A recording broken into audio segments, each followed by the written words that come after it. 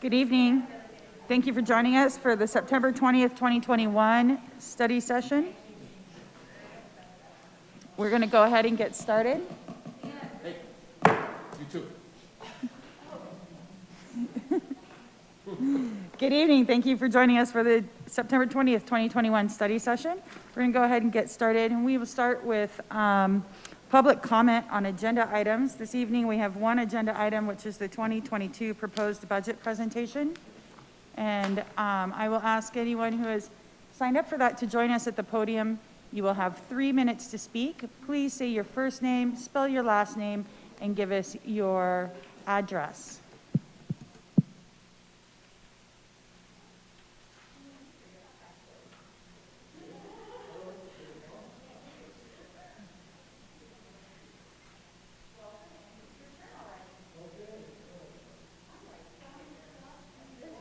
Wood. We have one well- person signed up on our list to speak tonight. That's Mr. Don Wood, who has joined us at the podium. Please give us your first name, spell your last name, and give us your address, and then you may start for your 3 minutes. Okay, my name is Don Wood, W-O-O-D. I live at 7385 West 28th Avenue, right over here. That's all you need? Yes, sir. Now you have 3 minutes to give us your comment.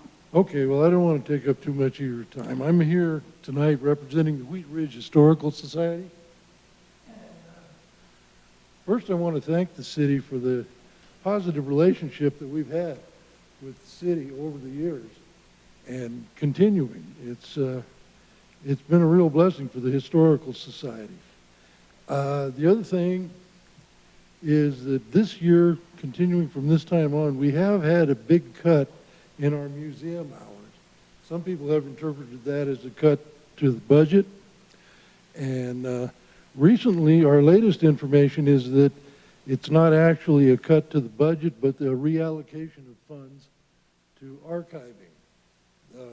The museum hours have been cut from 20 hours a week to having the museum open to 5. We're only open on Fridays for 5 hours. In the past, I think looking at, say, the sign-in sheets from the museum and the tours and so forth, it's really slow in a lot of the weeks. We don't have a lot of tours. But a lot of the time, a lot of the interior maintenance on the buildings and the collections happens during those hours when we have a paid docent there. That accounts for a lot of the work of the Historical Society up to this point. So we're struggling a bit at the moment to fill in with volunteers to get this done. We're also going to try to extend the museum hours with volunteers. But anyway, with the money that we understand has been earmarked for archiving, we had a meeting today with the head archivist from History Colorado, who gave us a lot of good information about how to go about some of the archiving and digitizing of the collections that we have. We have an extensive collection of documents that are stored in the old post office that are desperately in need of being properly archived, stored, cataloged, and so forth. So that's what we're working on, and that's where we are budget-wise. We do appreciate what we have gotten from the city. The city has done a great job of maintaining it, especially the exterior, the park, and so forth. And, well, if there's any questions or you need to get in touch with us in any way, you can always do it at the Wheat Ridge Historical Society on Fridays from 10 to 2. Thank you. Thank you, Mr. Wood. I'll now ask if there's anyone else who would like to comment on the 2022 proposed budget presentation that has not signed up. Now would be your opportunity. And we'll also look to our city clerk to see if there's anyone online that would like to speak.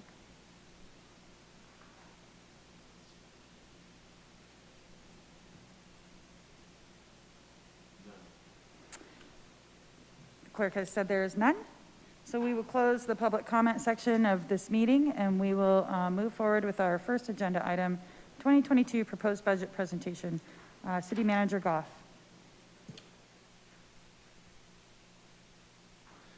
Thank you, Councilmember Hoppy. Happy to be here this evening.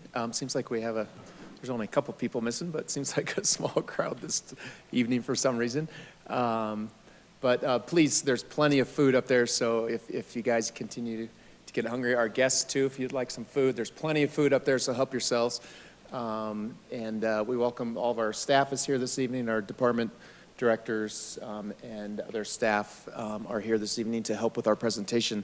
Very excited to be here this evening. This is, the city clerk was joking with me this morning. He remembered actually something from last year. I said it was my 19th budget, right? So he said, this must be your 20th budget. I said, it is. So 20 budgets. You know what? This is probably the best budget that I think I've been able to present to a city council. So very proud of that. Wheat Ridge is in a very, very good place right now.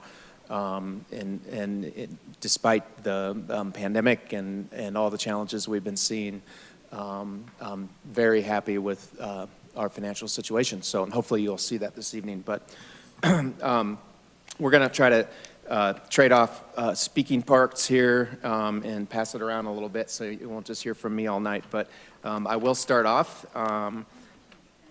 Oh, and I'm sorry, yeah. And Karen O'Donnell, our Parks and Rec Director, is she up on that screen? No. Karen's waving, but we can't see you, Karen.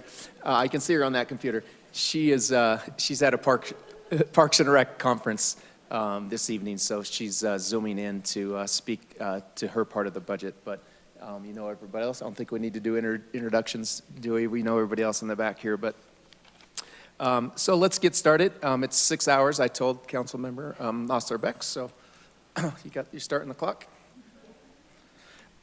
There's only 69 slides, I think. So we'll get moving here. So, you know, the challenges and uncertainties we faced in 2020 really didn't end that year on December 31st. In many ways, this year has been as equally challenging, and we continue to face the pandemic, unfortunately, and that is continuing to roll on a bit. And just supporting Wheat Ridge's booming economy that we've been seeing over the last several years. It's been a challenge, but I think we've been doing a great job in tackling new regulatory issues that City Council has brought forward. But we're able to accomplish a lot over the last year, and proud of that.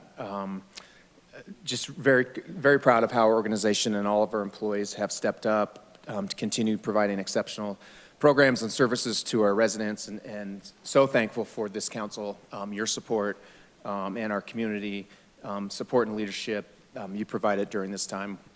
It was a difficult time for a lot of us, but you guys being there and supporting us and helping staff made the last year or so much easier. So tonight, we would first like to take a kind of a quick look back and look at some of our accomplishments over this last year. And then we'll jump into some more of the budget. So I think we have the agenda up there. So we'll talk about the council's visions and priorities, do a quick year in review, look at all of our major funds in the budget, look at council's strategic priorities and show you how this budget addresses those, and then look at our proposed staffing and benefits for next year. And then looking ahead at some of the fiscal opportunities and challenges that we see coming up, and then talk about the remaining budget process for this year. Next slide, please. And thankfully, we've been able to show this every year for the last several years. The city was just awarded, again, the Distinguished Budget Presentation Award from the Government Finance Officers Association. And this was for last year's budget, the 2021 budget. To earn this award, the budget must meet a number of detailed criteria established by GFOA, which is a national finance association. Then our budget is reviewed by 3 experts from across the country to make sure that we're in compliance. And we are in compliance, so congratulations to everybody for that. So Wheat Ridge Vision 2035, this is really why we're all here, and the budget is really a tool to help staff and the city council accomplish this vision. The vision is Wheat Ridge is an attractive and inviting city and community for families. Wheat Ridge has great neighborhoods, is a hub of commerce with a choice of economically viable commercial areas, and has diverse transportation. Wheat Ridge is committed to environmental stewardship, and its residents enjoy an active, healthy lifestyle and are proud of their hometown. Wheat Ridge, a great place to live, work, and play. And I think you will see in our budget presentation that we are meeting most of these core vision topics. And then, as you remember back in February, you all met February 20th and came up with 8 priorities that you have asked staff to focus on in the next couple of years. And those are listed here. I won't go through these on this slide because the next slide, couple slides will address these.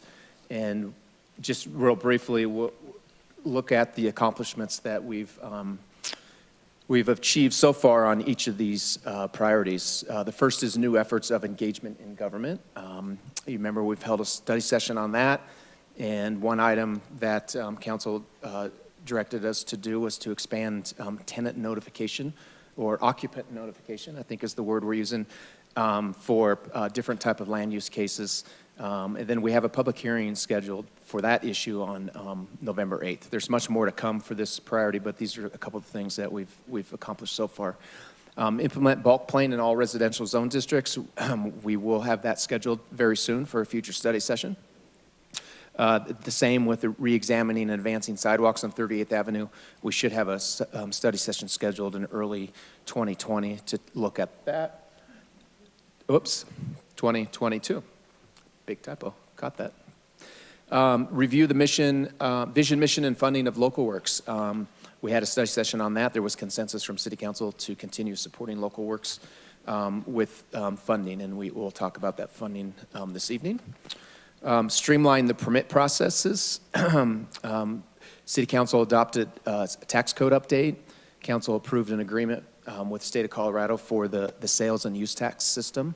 And we've hired a licensing technician to help with all of our new licensing programs.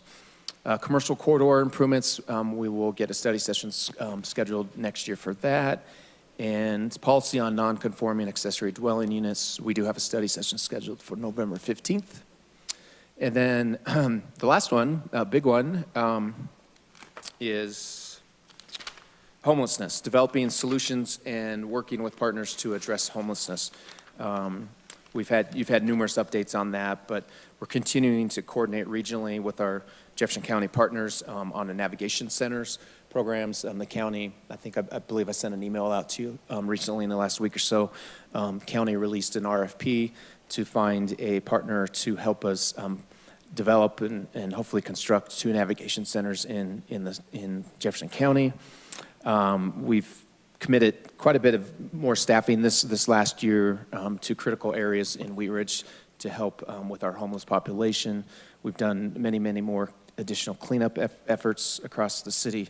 And of course, our navigator, homeless navigator, is very active. Her client base now is up to 59 people, and that includes, majority of those are in Wheat Ridge, but some of those are also in Golden and Edgewater. And quite a few really cool stories and successes that we're seeing with that navigation program. I'm not sure what the number is right now, but we have numerous clients that we've gotten into permanent housing or into other services that they may need. So some successes there, and we're thrilled about that. Big accomplishment this last year was the Wheat Ridge is an all-American city. Yay! And with some prodding from a couple council members, we took that task on, and staff jumped into it, and in the community, we had some great community partners in that, and we really came together to showcase our community's strength, resiliency, and quality of our civic infrastructure. We showcased our progress in areas of community engagement and sustainability, how we came together to support our businesses and neighbors through the pandemic, and how we are addressing racism and equity. So very, very, very proud of that. So thank you for the 2 council members who twisted our arms and got us going on that. And Rachel and I were talking about it this morning. It's like first try, and we got it. So very proud of that. Our pandemic response, as I mentioned earlier, it's unfortunately it's not quite over. I think obviously the first year was the most challenging. It was so new to everybody, and there was a lot of uncertainty. But the city really never slowed down this last year or since the pandemic started. And we're pretty much back to full in-person service across the city. There's a few hiccups here and there, which we can talk about later, but a lot of that was just with some staffing issues that we've had that the whole country's suffering through right now. But I think for the most part, we are back in full service. But in the last 6 months of this year, we've worked to keep up with the changing health department guidance, and there's still probably some changes coming. We've assisted employees and the public with getting vaccinations. We reconciled our CARES expenses and continued with remote and hybrid services. The recreation center and outdoor pool were both opened to full service again this year. Partly, so we had to cut back on the pool a little bit just because we couldn't find lifeguards. City Hall opened for full service back on June 1st. And we're just continuing to keep a close eye on the changing guidance and trend data from the health departments. And hopefully this will all be over very soon. But we learned a lot over the last year or so. And I think we've become much more efficient in providing many more opportunities for public engagement and outreach. And so there was a few silver linings, I think, in what we had to go through over the last year or so. And Wheat Ridge is a hot place still. We're continuing to draw new businesses and other revenue-generating opportunities into our community. This last year, we've had close to 300 new business licenses issued. Out of, I think we have about 4,500, I think, total, and 300 new ones this last year. A lot of them are not brick and mortar establishments in Wheat Ridge, but a lot of online type services. And but there are definitely some new brick and mortar businesses coming through, which we'll talk about, and you've seen across the city. The Clear Creek Crossing development is a huge opportunity for our community and the city. As you all know, we've been working on this for many, many years, and after many years of planning and legwork, the project is really coming to fruition. We actually see things coming out of the ground and people moving into apartments and stores opening up. The Outlook multifamily project is open. That's about 300 residential units of high quality, and they're going to expand with some additional units just across the street. The Come and Go filling station and convenience store has opened. The Foothills Credit Union regional office, their corporate office is under construction. Lutheran Hospital, of course, is under construction. The picture here is the groundbreaking we all had. They anticipate an opening date of fall of 2024. The access ramps, which was a major 2E bond project, those are pretty much done. I think there's some punch list things that have to be completed out there, but they're open. And there's several other projects under development review for the Clear Creek Crossing project, including hotel, fitness center, coffee shop, and hopefully soon the restaurant, the crossing part of the development that will include the restaurants and taverns and shops. The Longs Peak Metropolitan District, which is the metro district that oversees that development, they expect to issue bonds this November. And if you remember that was the trigger point for when they were going to pay the city back for the hook ramp project, and then also the environmental study that the city undertook to get that project done. So they will owe the city about $500,000 for the environmental work, and then close to $10 million for the hook ramp projects. So if those bonds go through, we should have all that money this year. And this just kind of came up the last few weeks. We weren't expecting it probably until next year, but they decided because the municipal bond market is so good right now that it's best to do it now instead of wait. So if they can get their bonds issued this November, they told us that we would potentially be refunded the full amount, the $10.5 million. And so we have not budgeted any of those revenues in this year's budget or next year's budget. So those funds will come unrestricted to City Council, so you can choose how to use those. So that's an exciting opportunity. Then some legislative changes the council's been working on with staff over this last year. Just a few things that we've implemented, including regulations pertaining to short-term rentals. I think we have close to 70 maybe short-term rentals licensed now. They start submitting lodger's tax, I think, August 1st when they start submitting lodger's tax. We have a new tobacco retailing ordinance and so ordinances dealing with pedestrian safety. And then, of course, our massage and noise ordinances. Massage ordinance, I think we've seen great success with, and the chief can speak to that if you'd like, but we're actually been able to get a few illicit businesses to shut down, so and move out. So we're happy about that. So great work, council, on those ordinances.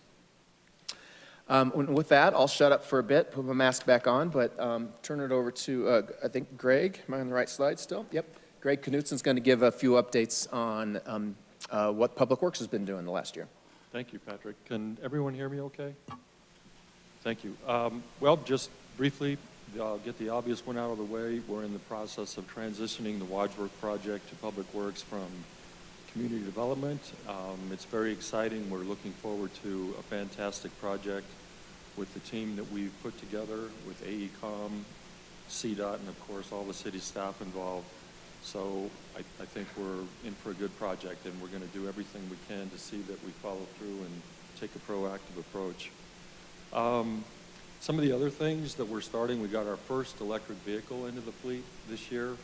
That was pretty exciting. We have another one up for request next year.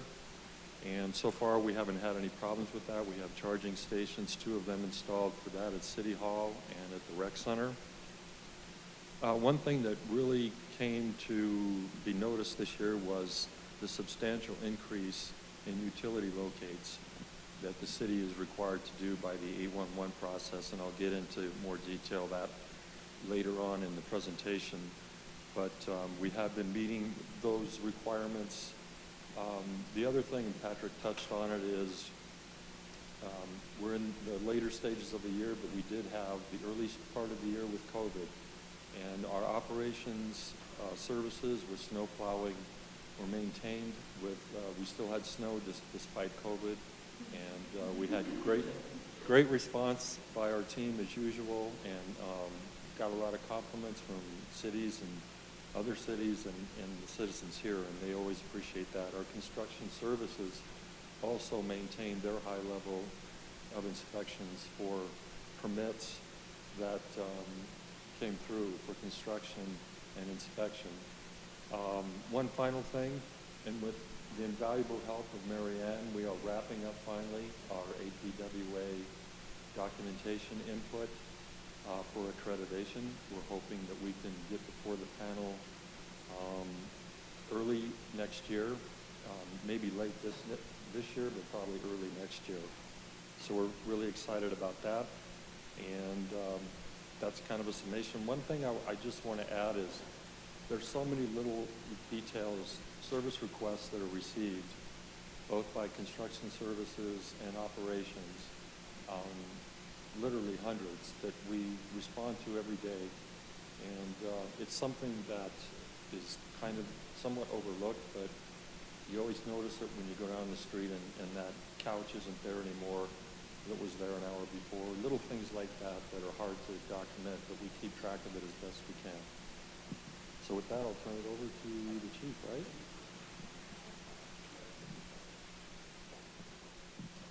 Thanks, Greg. Appreciate that.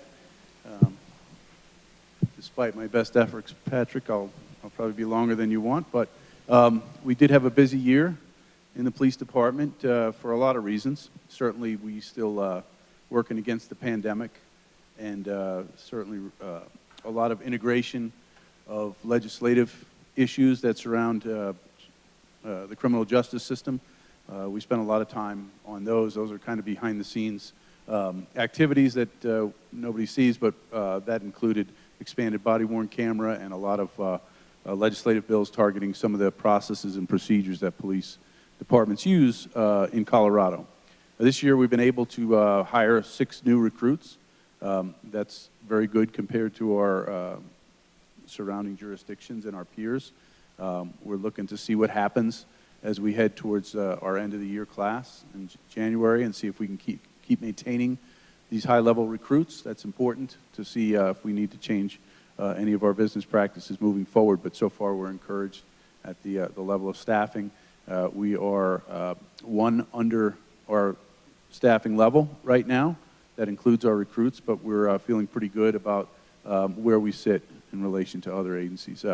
We focused this year pretty heavily on some of our more challenged long-term issues, obviously around I-70 and Kipling, a lot of cleanup efforts that we partnered with, CDOT and other agencies, and of course Public Works and Parks and Rec on those, making progress, assisting our persons experiencing homelessness and working through some of those issues. We spent a pretty good amount of time on our massage regulations. I'll just give you a quick update since the council was so instrumental in that.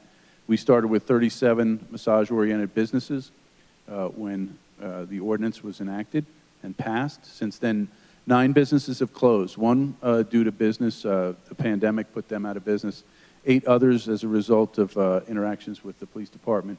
4 of them currently have a nexus towards prostitution. Several that just did not want to comply with the business licensing regulations, and I think we had 1 other in there that was another type of violation. So it really has taken a lot of the bad actors out of the game, so to speak, and really human trafficking was our primary concern, and I think we've made an impact in that area. You have, and we've assisted with that. So we worked hard on that. The noise ordinance violation, we still using that. We've had approximately 40 calls that were simply noise ordinance violations. We've issued 2 citations so far, but we've done a lot of education around that. That was our primary goal, as it is with any new ordinance where we can, to educate people, and we haven't seen repeat offenders once they've been educated. So having that tool and not overusing it, I think, was our sort of our mental our mindset going forward, and we've been able to do that, and it's given us the backing to be able to quiet noise down. We're working obviously on the hotel ordinance. We had a catalytic converter event. I don't know if any of you saw that, where we went out first in the state, potentially first in the nation, according to some reports, where we went out and marked catalytic converters, one of the popular items for motor vehicle thefts. We marked over 500 in 2 days. We ran out of stickers. We've been contacted by agencies across the country that want to know how to do it. So we've become a leader in that by default, I guess. So that was a very popular program. Again, we've navigated many of our legislative issues internally with our process. We've needed to navigate that with our officers who are concerned about their livelihood and whether or not they'll be able to sustain themselves in this job. That goes a long way to officer wellness. And I think so far we've been able to get through that fairly well. We've focused on a couple of things, 5 things when I came into this job that I said I wanted to focus on. Relationship-based policing, you heard me talk about that before.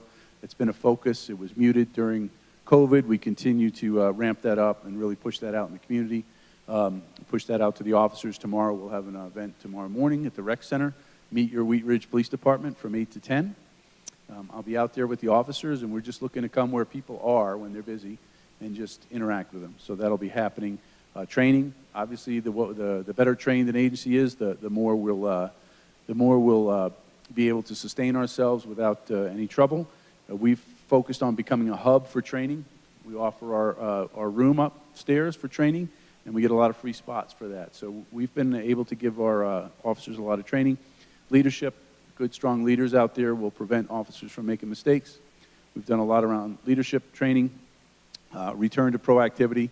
That was muted during the pandemic. We've been much more proactive. And then last, on officer wellness and a family atmosphere to try and keep officers in Wheat Ridge, in the family here. So those are a few things that we were able to accomplish this year. We also have Officer Raynor Johnson just completed a computer forensics class down in Alabama, We'll be one of the few in the region that has that, and 70 dumpsters on 4 dumpster days that we were able to accomplish for the community. So I have many more, and if Mr. Goff wants to hear me go on for a while, I will. But other than that, I'll cut it off there and say it's been a busy year. So thank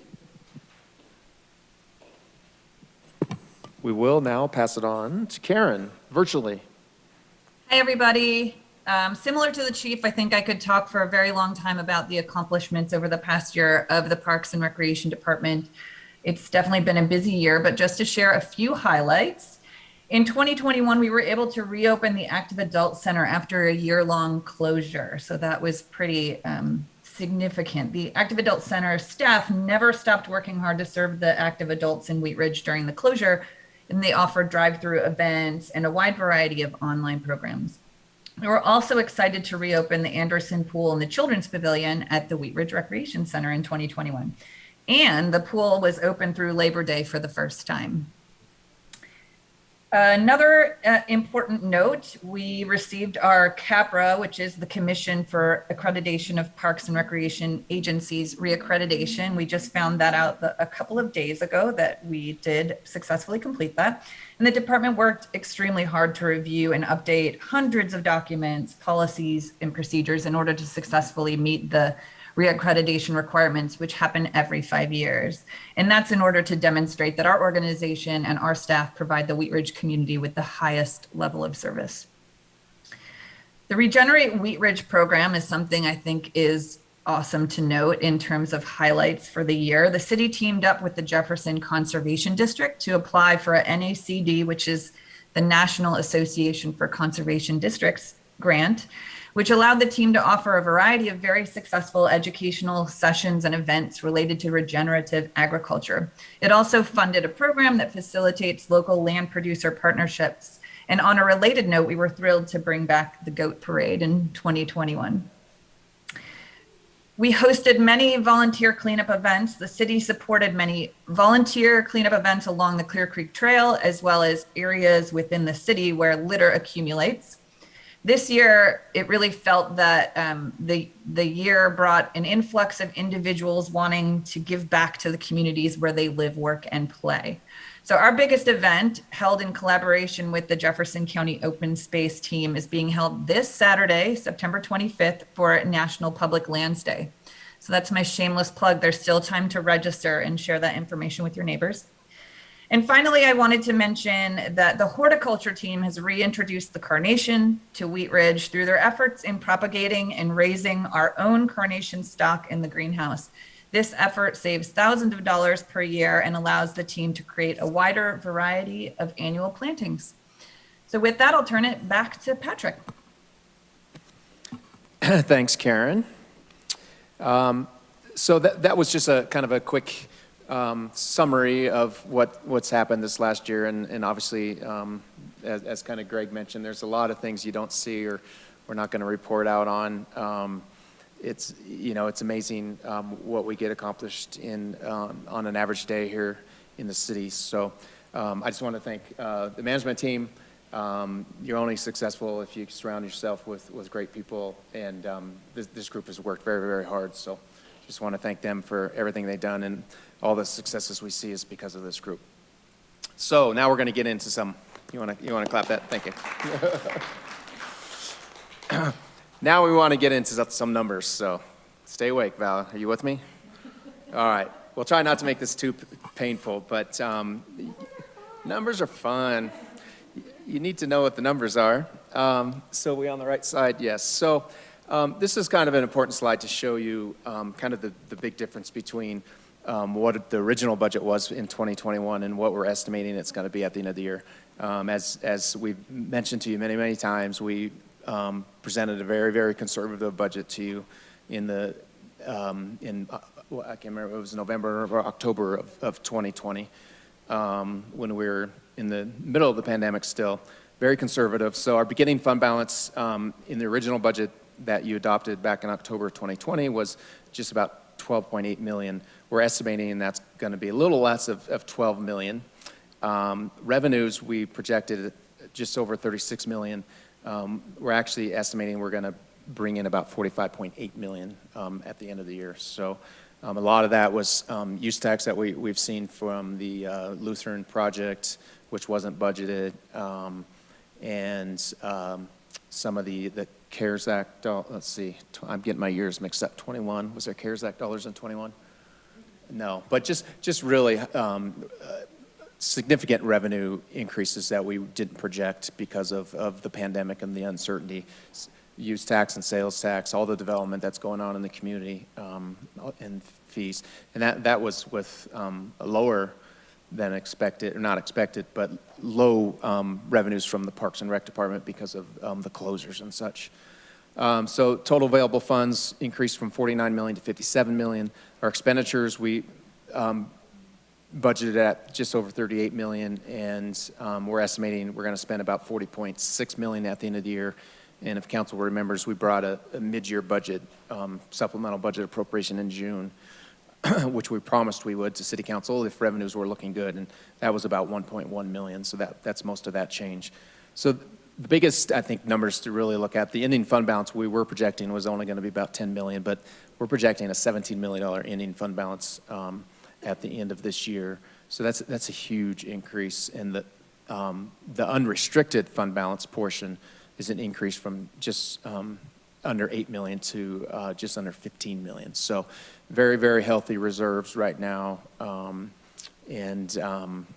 very proud of that. And so the just story of that slide is things are looking good. And then, as I mentioned, this mid-year budget adjustment that we did in June, this is what we called the wish list.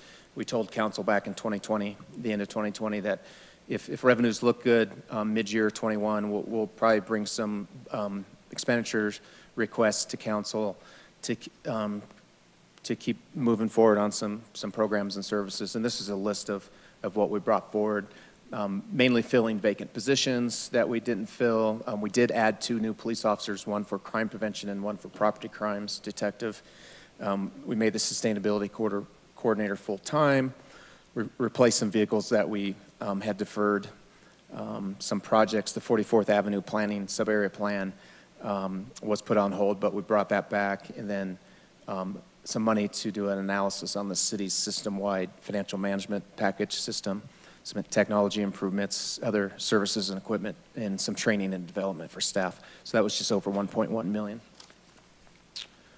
And now I will turn it over to Ally to do some more specific budget overview. Great. Hi, everybody. Ally Shack, Admin Services Director. So that was a great recap, I think, of 2021. And now let's dive into 2022 and talk about the proposed budget. Getting into the good stuff. We'll just talk about the fund structure. We'll touch base on that, make sure we're all clear on our fund structure. And then we'll look at the revenues and the expenditures. So just as a quick refresher, this chart has actually changed since last year. So this is our fund structure. And, the general fund is there at the top in green. That's the kind of our main operating budget, right? And then below it, we've got some special funds: public art, police investigation, open space, municipal court, conservation trust, equipment replacement, and crime prevention.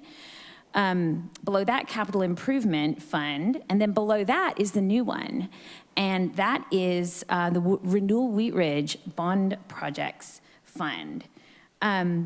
We've added that. It's set up specifically to track, so you all know, obviously you all recall the IGA and the approvals to go ahead and move forward with the Renewal Wheat Ridge Bond projects. So this fund, in working with our bond counsel and our finance staff, the advice they gave us is set something up separate for the city to accept transfer payments from Renewal Wheat Ridge for the projects that the city is managing. Okay, so not all the funds will come in. The money will sit with Renewal Wheat Ridge, but as the city issues contracts to do the work, revenues will come into that fund and be expended from that fund. So in theory, there's zero money at the end of each year in there. We're bringing it in, we're spending it. So that's that new fund, and we'll get into that in a little bit more detail a bit later on. And then at the very bottom, finally, you see the 2E fund. So just a little refresher on our fund structure. might as well just go straight to the sticker shock. This year's budget total is a little over 82 million, which for us, for the city of Wheat Ridge, is a pretty big budget. Remembering, of course, that that includes a new Renewal Wheat Ridge Fund. It includes $15 million in 2022 for Wadsworth alone. There's just so many really great projects in that 82 million. So that's what we're going to get into today. So really on this slide, I would just look at that far right column. Right, Patrick? I have right-left issues because it's different where I come from. Just kidding, it's not. No, it's not, but I just blame everything on that. So if you look at the all funds, you can see the beginning fund balance of about 30 million and an ending fund balance total of 26.5 million. And the next column just to the left is all the, are the funds without TUI included. And it's funny because, you know, for a while there, I'm sure when you were initially presenting the budget in 2018, TUI was a giant portion of the budget. And again, we'll kind of talk a little bit later about how now we're wrapping that up, at least this portion of TUI. So moving on, just a little pie chart that shows sort of the proposed budget by fund. And you can see that the general fund makes up about 54% of that. You know, it's increased. This total budget is actually 38% greater than the 2021 budget, the original adopted budget, which sounds like a lot, but it's a little deceiving because, as I mentioned, you know, you include a new fund like Renewal Wheat Ridge, or you include a major project like Wadsworth, and that sort of throws things out of whack just a little bit. Okay, let's turn our attention to the general fund. And this slide shows you the general fund projected revenues. We continue to be cautiously optimistic about the city's revenue projections. We do continue to forecast conservatively. This budget in particular includes very modest development-related revenues. So, you know, we feel good about that. It's a 4.8% increase to the year-end estimated revenues, the revenues that we expect to bring in 2021. But it's a 26.4% increase to the original 2021 budget. And as you know, as we've talked about, we were very conservative on that. So again, looking at the pie chart, this shows you, again, shop Wheat Ridge, right? Whatever you do, almost 60% of our revenue, a higher percentage than last year of budgeted revenues. And again, we've gone conservative on development-related revenues because we don't really have a lot of control over that timing, but almost 60% of it is sales tax. Yeah. So we're projecting about $48 million. Again, the sales tax, the city's largest revenue source, conservatively projects a 4.8% increase in 2022 over 2021, over the estimated year-end budget, and a 14.2% increase compared to the 21 adopted budget. So earlier when I mentioned sort of that 26.4, a chunk of that is also Parks and Rec revenue, which we expect to bring back to full strength. So just a little tidbit, to date in 2021, sales tax has actually increased 13% over the same period of time last year. But our estimated year-end budget only includes an estimated 8% growth. So again, we do tend to budget on the conservative side, and that's always stood us in good stead. You know, as I mentioned earlier, well, as Patrick mentioned earlier, over 300 new business licenses have been pulled year to date, showing considerable sales tax growth in, as well as brick and mortar and online sales or deliveries into the city. We talked about that a little bit with the sales and use tax update and the code update, just making sure that our code really aligns with the state, encouraging online retailers to remit their tax to us. So we're definitely starting to see that move in the right direction. You know, I mentioned Parks and Recreation fee revenue accounted for here in services, we know took the biggest hit during the pandemic. As we know, sales tax didn't suffer as much as we had been concerned about, but it is budgeted at full strength in 2022, which is a whopping 146% increase. So no pressure, Karen. this slide, probably easier to look at on your handouts, just shows the sort of the one-time revenues. So those are things that we get real concerned about. We want to look at what's the sustainable revenue source and what are one-time revenues. So you can see the orange are the one-time, and we want to be really careful not to get too excited about those as an ongoing source. And the hospital development is a perfect example of something that is fairly one-time. And Patrick will talk a little bit about what we propose to do with that one-time funding. So the one-time funding that you see in 2022 is building use tax for the hospital and money for the American Rescue Plan Act that we'll talk about a little bit later as well. So that's that. And now let's look at general fund expenditures.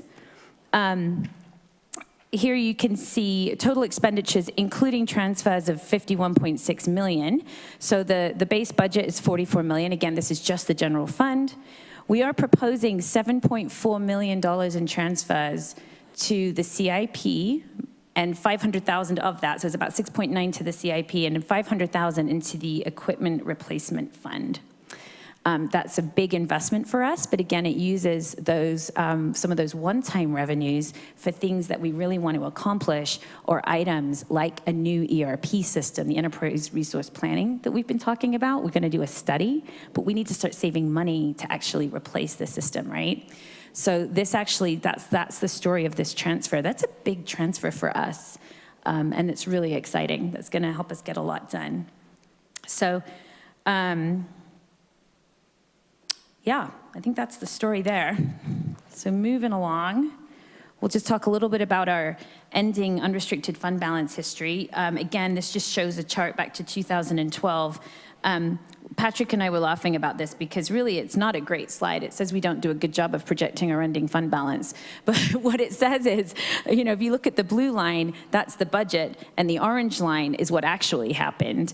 And so we just want to demonstrate here that, again, we see no reason why this won't be the same story in 2022, where we sit here, we know we're budgeting conservatively on revenues, where we typically do manage to come in under on expenditures, and yet we are proposing to you a big budget, a full budget, chock full of projects and services for our community that will still hit your target and unrestricted ending fund balance of 25%. And again, just a pie chart that shows by the breakdown, biggest, 30% of the general fund expenditures going to the police department, another 17 to parks and recreation, et cetera. Again, you have this in your handout. And as I mentioned, I don't think I mentioned, the general fund expenditure budget actually represents an 8% increase over the 2021 adjusted budget. So if you think how lean we were trying to be in 2021, the adjusted budget, meaning that includes the wish list items that thank you for giving us in June, that certainly helped provide additional services to the community.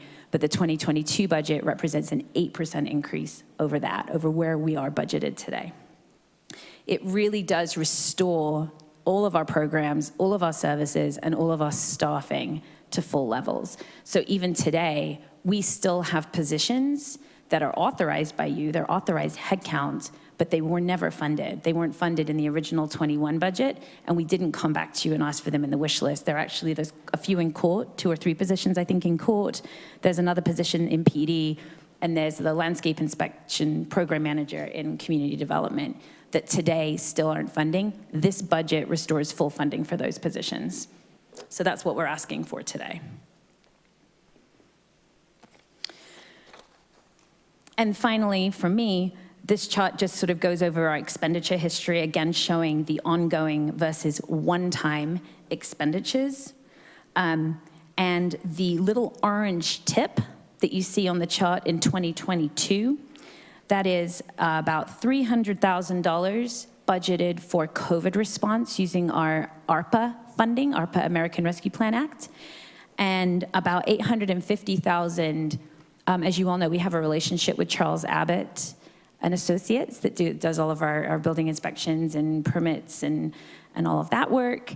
So that's sort of the one-time expense for Charles Abbott associated with the hospital. Of course, we budget the revenue, and then we budget the expense for CAA. So that's that little orange tip. And I think that wraps up the general fund. We'll talk later a little bit more about ARPA and budget priorities. But for now, I'll turn it back to Patrick to talk about capital improvements. Great, thanks, Ally. Yeah, and as Ally mentioned, we'll move on to our CIP budget. And as she mentioned earlier, too, and very excited about the amount of additional funds we're able to transfer for capital projects next year. You know, again, over the last 20 years, I think typically we've only been able to transfer maybe up to $3 million from general fund to do capital projects, and 1.3 this year. And we just weren't, that wasn't a sustainable revenue source for capital projects to get projects done. And the capital project, you'll see, staff is going to help talk about these projects. It's really, it's much more robust. We're proposing for next year, bridge work, more road work, traffic management programs, drainage program projects, much more than we've ever been able to do. And as Ally mentioned, thankfully, we're able to transfer just under $7 million from the general fund to the CIP next year. And again, that is associated with the one-time revenues that we're receiving from the Lutheran campus use tax. So that's one-time revenue. We're going to transfer it to the CIP budget for one-time projects, and it's going to enable us to get much more done in the capital budget next year. So yeah, so all but $1 million of the projected use tax from the Lutheran project is being transferred to the CIP budget. We are the $500,000 is being transferred to the equipment replacement fund, which is essentially another type of capital budget for those projects that Ally mentioned. And then $500,000 we're keeping in the general fund to keep the general fund reserves at 25%. And as you can see in this chart, 90% of the capital projects next year are proposed for street projects. Again, Wadsworth makes up a good chunk of that, but we are able to almost double our preventative street maintenance projects, and as I mentioned, a lot of other projects, which I will turn it over to staff to talk about now, and I think Greg is going to start. Thank you, Patrick. You've come to touch on it, and again, the obvious one is Wadsworth Boulevard improvement project and what it's going to bring to Wheat Ridge as far as accessing businesses when it's completed, just the safety factor at the intersections of 38th and 44th, a continuous sidewalk all along there, and of course improved traffic flow. The other one is preventive street maintenance, which we are asking for $3 million. As Patrick touched on, that will be a big benefit for us to do a lot of more milling and overlay of streets that desperately need it. And quickly, those streets that we are proposing are Upham Street between 38th and 44th Avenue, Youngfield from 32nd to 44th, 43rd Avenue, the long cul-de-sac there off of 44th, the business district through there, and then 29th Avenue from Sheridan to Fenton. Along with this preventive maintenance is also crack seal that we do on other streets that we've identified through the program that need it to try and keep our streets up to grade as much as we can before we have to mill and overlay. Along with that as well is our concrete replacement program for areas that need it to keep those improvements safe and upgraded as much as we can. The $150,000 for striping, and also I'll mention back to preventive maintenance, striping is included with those maintenance projects. We still have $150,000 for striping maintenance, for bike paths, keeping those delineated as much as we can, and crosswalks, just whatever staff has identified. And we work closely with the engineering department and community development to look at those projects and see what we need to do. Other major CIP projects, and Patrick mentioned what was our bridge improvements. The Youngfield Bridge is the high priority for next year, as we work closely with CDOT on their bridge maintenance and use their reports to look at what we need to do. Then the other CIP projects are the drainage improvement projects, which staff has identified, and we look at culverts, various drainage ways that we need to improve as much as we can. We are finding out that we are reaching the endpoint, so to speak, of culverts that are going under the street. When they were replaced or installed 30, 40 years ago, sometimes 50 years ago, unincorporated Jeffco, they used a corrugated metal pipe. That pipe is deteriorating, it's rusting out. We are replacing the worst as they come up as best we can through our operations services. Of course, our ongoing program with the ADA improvements that we coordinate with in engineering and meet those standards through that program and the federal guidelines. And with that, I will turn it over to Ken for other major projects. Thanks. Excuse me. Thanks, Greg. Yeah, just a few more examples of some projects that are included in the proposed CIP. The first one's an exciting one. It's an update to the Clear Creek Master Plan update, and that's necessitated by the fact that we got new mapping from FEMA. Mapping that, the good news is it takes a lot of properties in the Clear Creek drainage out of the floodplain and out of the floodway. But we need to update our list in the master plan of projects that we can do to further take properties out of the floodplain and make other improvements in that stormwater corridor to be consistent with the new mapping. So good news, but we need to spend a little bit of money there. Gateway signage has been a priority over the years for council. There's really two things in that budget. One, $25,000 to bring in a consultant that we have a bid from AECOM to kind of refresh our overall master gateway signage program. Take a fresh look at that moving forward if we're able to fund projects down the road. And then secondarily, the gateway sign at Sheridan and 38th Avenue is in need of repair, so there's another $60,000 budgeted for that. And I think Karen was going to maybe comment Yes. on the parking lot. Yep, that's correct.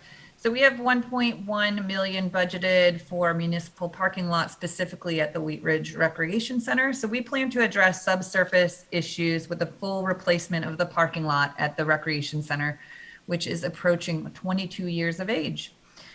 The service driveway area, which is what goes behind the Recreation Center, will not receive the full reconstruction. It will just receive a 2-inch mill and overlay. And this is really a much needed improvement and will improve safety for all of our visitors, as well as alleviating the need for annual temporary repairs.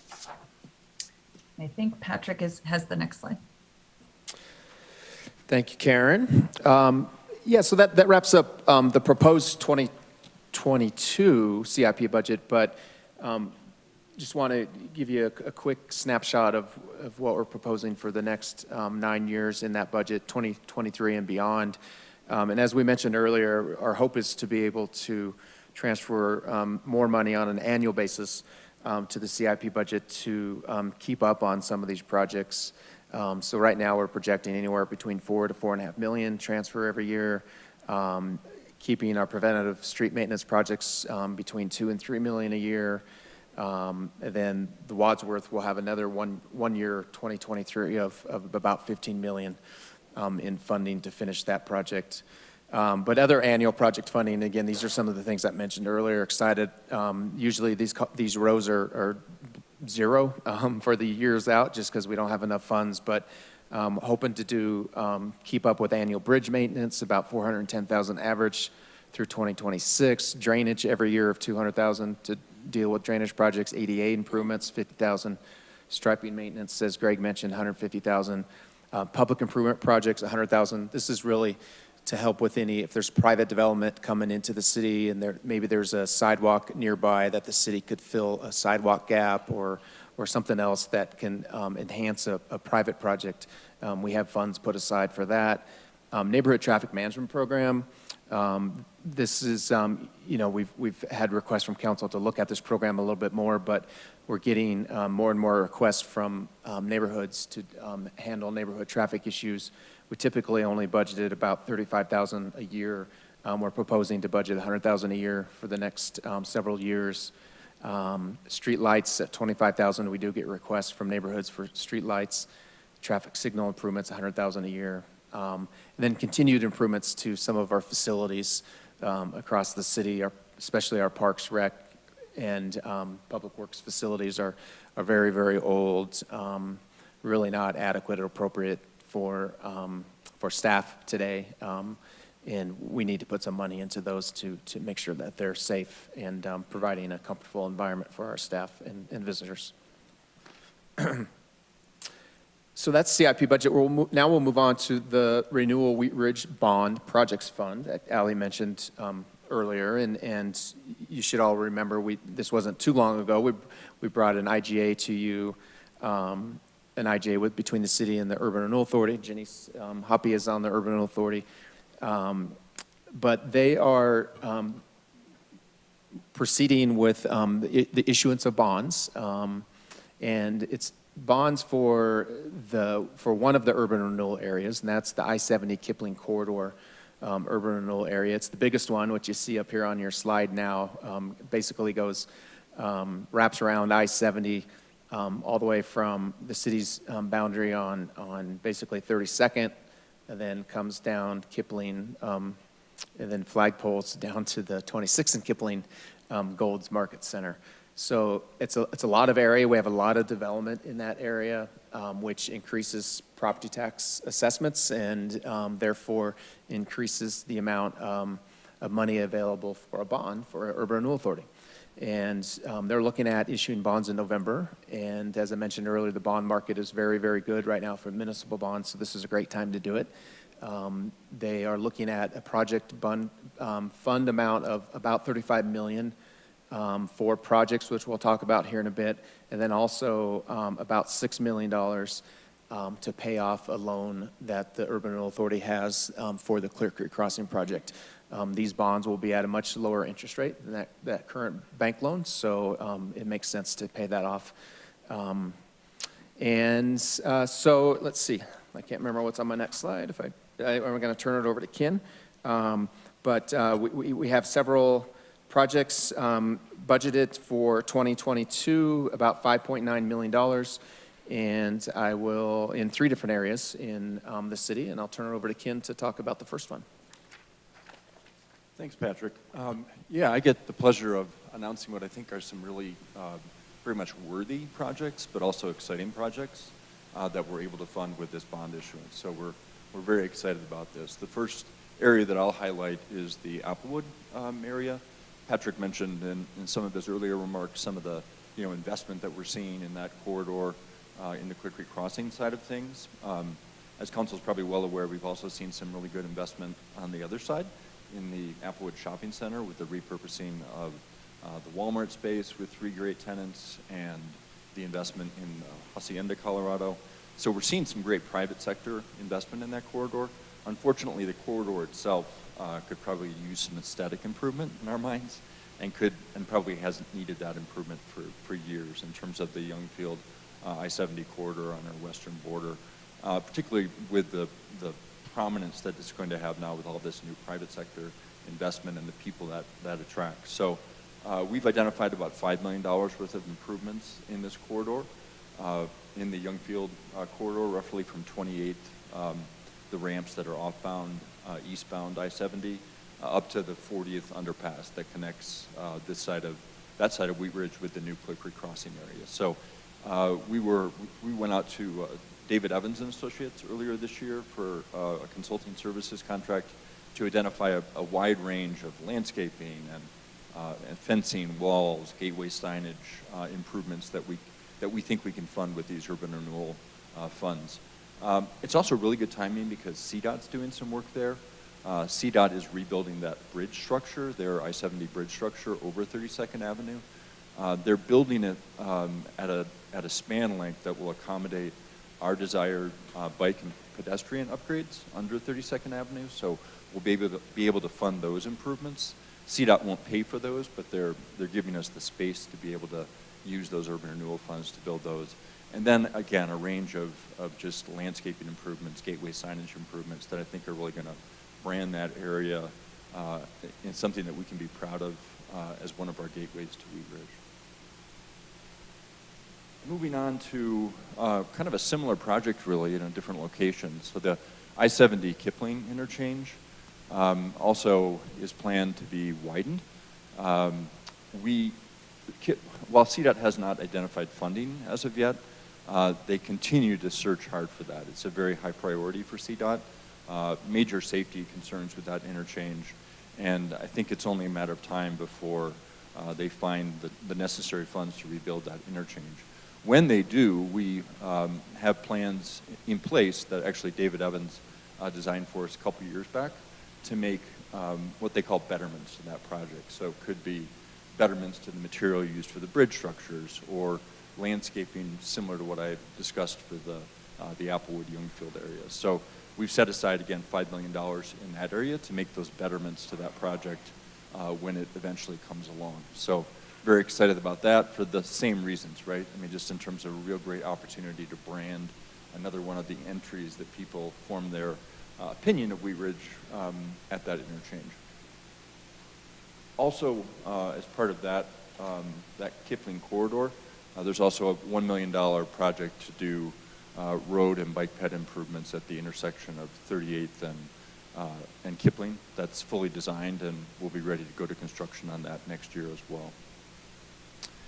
And then finally, at the TOD area, I think council is aware of what we did a few years back when we needed to find some money to complete the Clear Creek Crossing ramp project. We essentially borrowed $9.6 million from this area and deferred the 2E projects that we were anticipating being built in this area.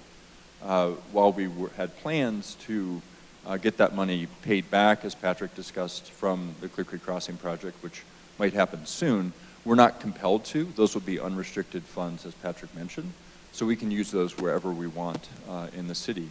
Alternatively, we thought this was a really good use of urban renewal funds to fund the roughly $12 million in projects that we had held off on and deferred when we borrowed that money for the Clear Creek Crossing ramp. So the street reconstruction, the bike ped bridge over the tracks, the plazas, the connection down to the frontage road. So again, some really exciting projects that are going to really be cool additions to that TOD area.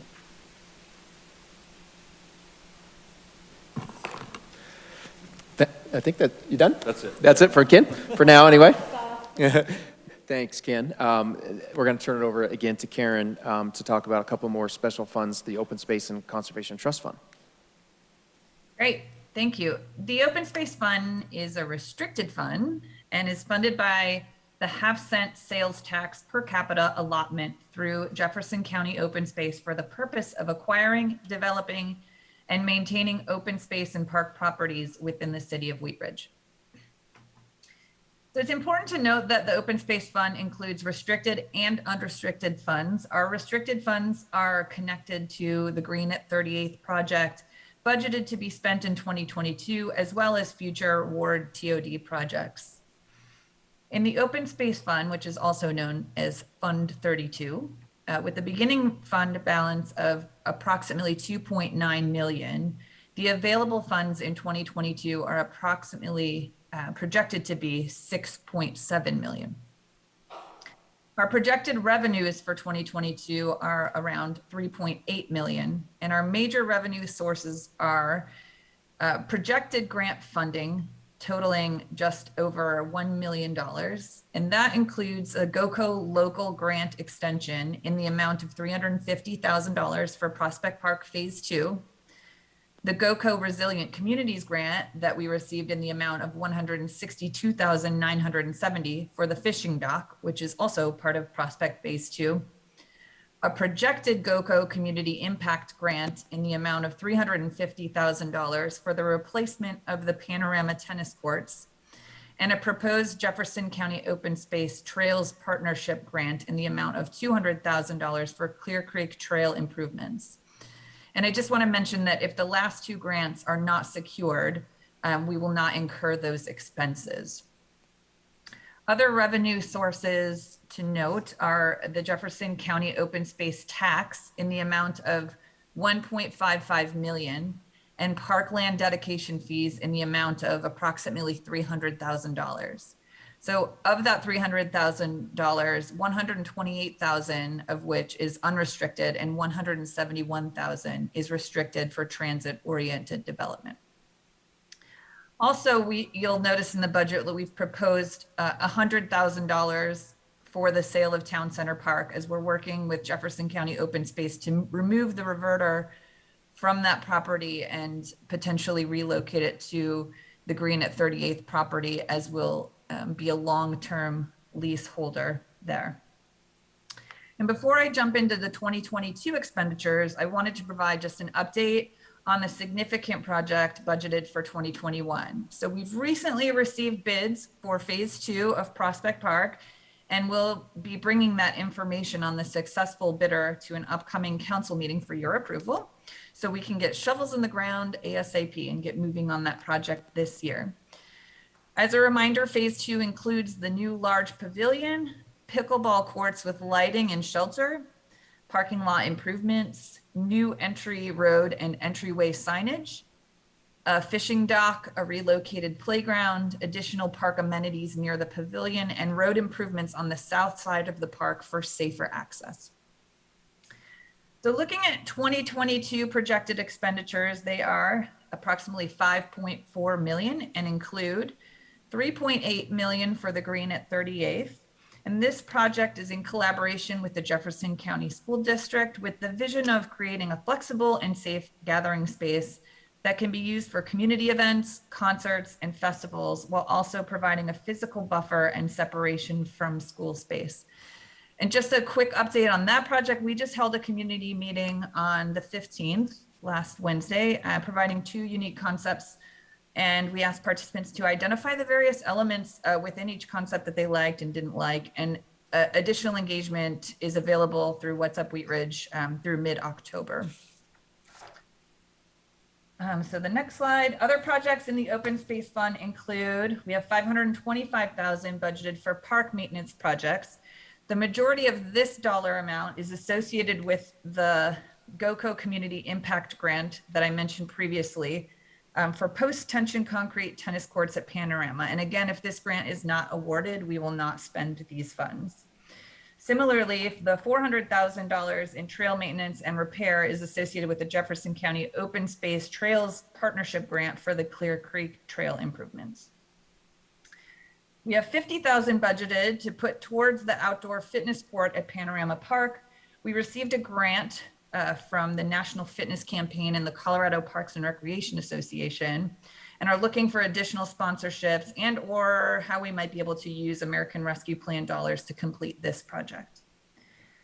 We have $30,000 budgeted for general open space improvements, and $25,000 is budgeted as Wheat Ridge's contribution to the Peaks to Plains strategic plan, which addresses the 65-mile Peaks to Plains Trail, 6.8 miles of which are in Wheat Ridge. Other partners on that strategic plan are Adams County, the City of Arvada, Clear Creek County, the City and County of Denver, Jeffco, and the City of Golden, and more. Additionally, and lastly, this open space fund budgets, the budget funds 9 full-time staff. So next, we're going to talk about the Conservation Trust Fund. The Conservation Trust Fund, also known as CTF, is a restricted fund also, and per Colorado Constitution, the Conservation Trust Fund receives 40% of the net proceeds of the Colorado Lottery. These funds are distributed on a quarterly per capita basis to municipalities, counties, and other eligible entities for parks, recreation, and open space purposes. CTF funds are used for new projects as well as maintenance projects. So we have a beginning fund balance of approximately $383,000, and our 2022 projected available funds are approximately $732,000. Our estimated revenues are approximately $351,000, and our estimated expenditures are $368,000, and that includes $187,500 for recreation facility maintenance projects. And in that $187,500, we always reserve 50,000 for as a capital reserve fund for emergency repairs. So that leaves 137,500, and that's earmarked for various improvements to maintain our existing parks and recreation facilities. So just some examples are the bucket mass replacement at the recreation center pool, the replacement of 4 hot water heaters in the recreation center, water slide paint at the Anderson pool, skimmer leak repairs at the Anderson pool, diving board stand replacement, and the replacement of 2 ellipticals in the fitness area. We have $100,000 for playground improvements for Apelbacher Park, which we hope to supplement with additional grant funds. And we definitely have community members that are very interested in engaging on that project. $40,000 for park maintenance projects, including various ADA improvements and improvements to the 50th Avenue median. We have $25,000 for general parking lot repairs, $15,000 for various resurfacing projects. And the projected ending fund balance is approximately $364,000. So now I'll turn it back to Patrick.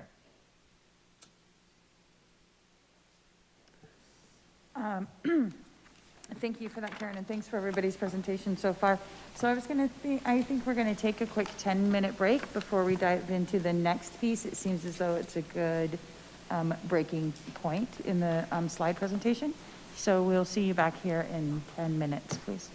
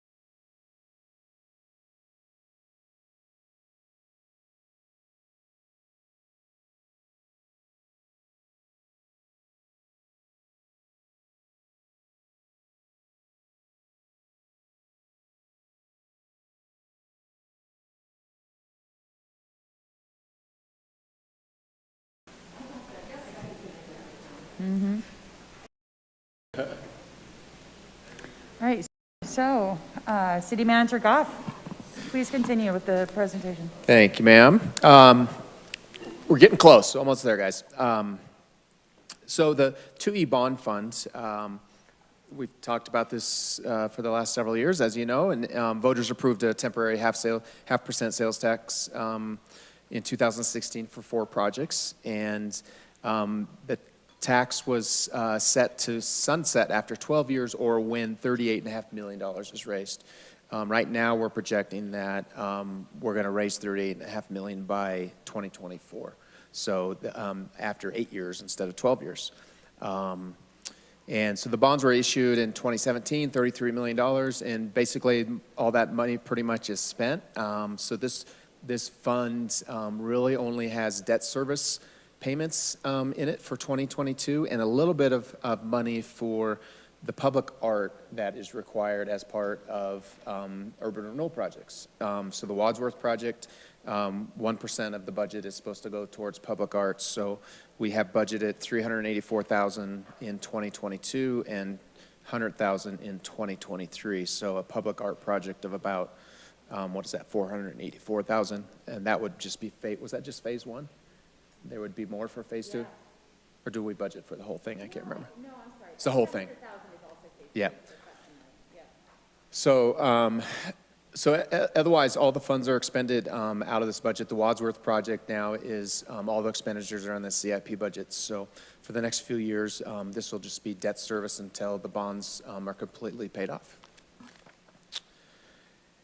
So now we kind of want to talk about how this budget, the 2022 budget, that's hard to say, 2022 budget, meets council's priorities, and the Let's Talk responses that we've been hearing from the different neighborhoods, and the resident survey that was completed here this last year. So I think I'm going to turn it over, to Allie, and she's going to start with new efforts of engagement, one of council's priorities.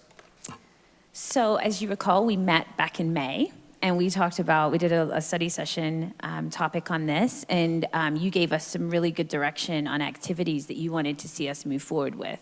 If you remember, we had a list of things we were already doing, and then we sort of had some proposed new activities. So I'm super excited to say that there's money in this budget for those activities that you asked us to move forward with. So a little bit later, I'll talk about a new position request, and that's the GIS technician. That we talked about back in May, that's in here. We have budgeted $30,000 for the Demystifying Government video series. If you recall us talking about that, Sarah has a really incredible concept I'm very excited about. We talked about the old sort of Fraggle Rock, How Does a Bill Become a Law video, right? Allie, can you hold on one second? Sure. I just got a note that the presentation's muted. I don't know if that's Steve's controlling that Oh, one or you. second, hold on.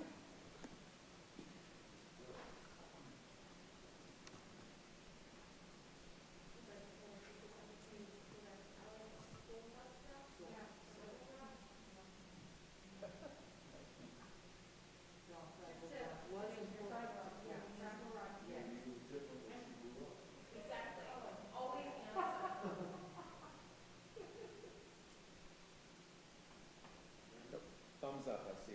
Okay. Karen. It's great having someone on Zoom. You're like, okay. Thanks, Karen. Don't know what we'd do without you doing that. But she's come up with a really great idea that is using a combination of illustration and video to roll out this really kind of fun video series. So we're hiring an illustrator as well as Jessie behind the camera. And we'll come back to you with sort of a list of topics. And she's working on that, but we need the funding appropriated first in order to move forward. So that's exciting. We have put in about $26,000 for either variable or contract staff to again, support the communications team. We're just getting busier and busier. And there's just a desire for more and more information to be out there in the world, right? So that'll be someone to help with more social media and web updates and sort of pushing out of messaging. $6,000 for the development of the interactive development map. Remember, we talked about that. $5,000 for the annual Get Involved mailer. Something I didn't list on the slide, but is in the budget, is $5,000 for the boards and commissions onboarding. So we don't quite know yet what that might look like, but we wanted to allocate some resources to it. And so that's to really get our 72 boards and commission members super trained up, educated, and able to be ambassadors for us outside in the community, as well as helping us, I think, recruit great boards and commission members from across our community. And then finally, we've added some, last year we added a little bit to, I think about 2,500 to interpretation services for various public meetings, et cetera. And we've added another 3,500 to that because we've used it. So that's great. So this is really exciting.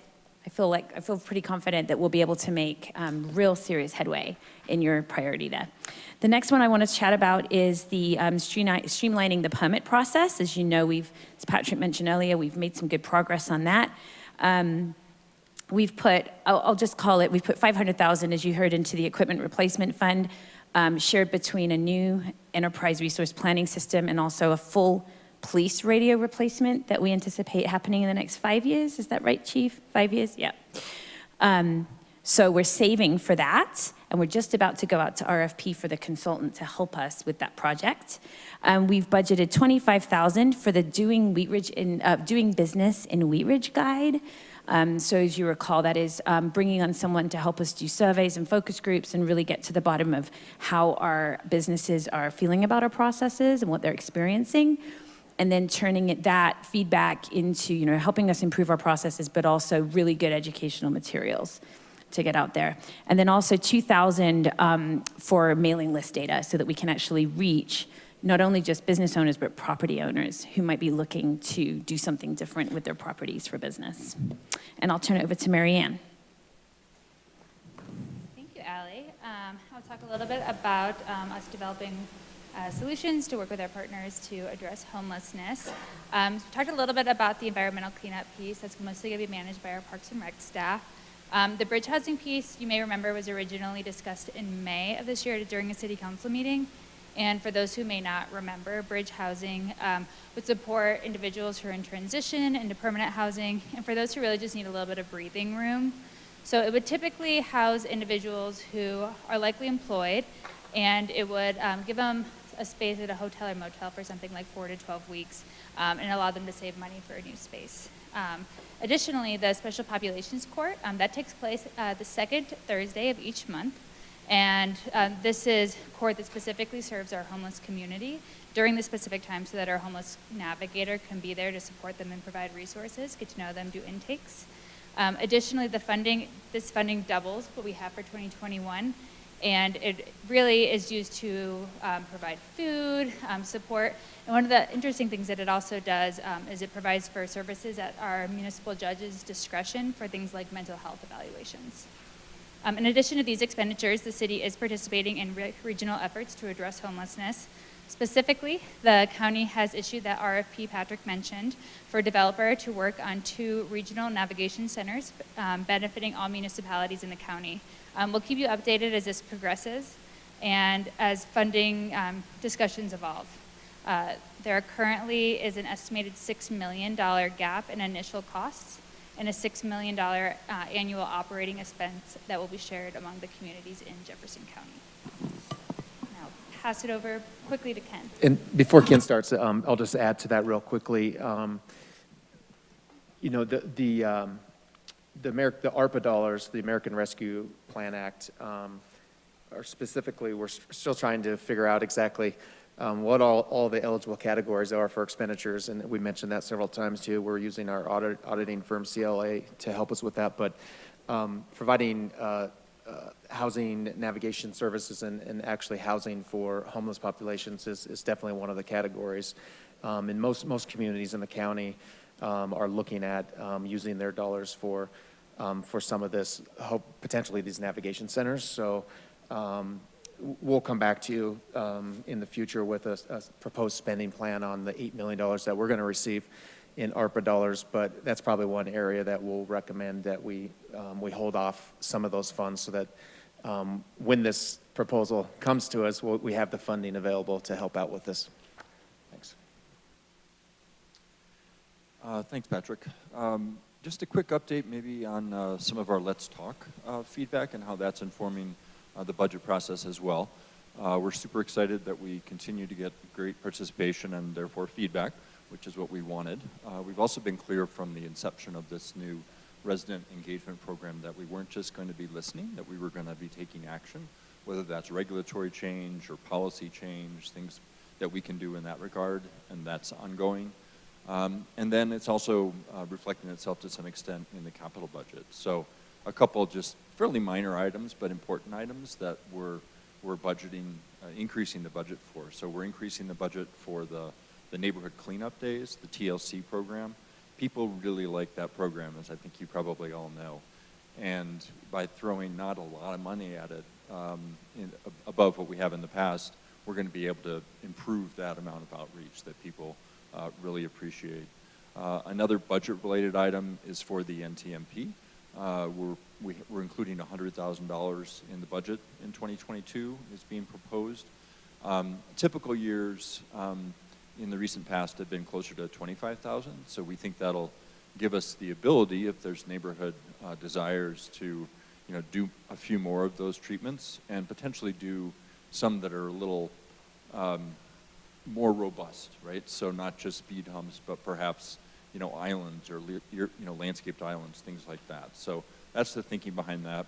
I would just echo what Ali said earlier with the GIS technician and the development, the interactive development map. We're definitely hearing in our engagement efforts, and council has been on top of this with some code amendments in regards to things like notice and the radius for notice and the occupant notice that we're making changes in. But that development review map is another tool that we think is really important and responsive to what we're hearing from the Let's Talk input. We'll have a more thorough update on that program for you on October 4th at a study session. We're wrapping up our current two neighborhoods, Applewood and Lepel Manor, and we'll be announcing our next two neighborhoods and giving you an overall program update on October 4th. Thank you, Ken. We're really getting so much good information from our residents this year. And the good news is that many of these programs, services, initiatives that are highlighted as important in the resident survey are also included in City Council's priorities, or discussed in Let's Talk, and other previous discussions with Council. So it's all kind of aligning together.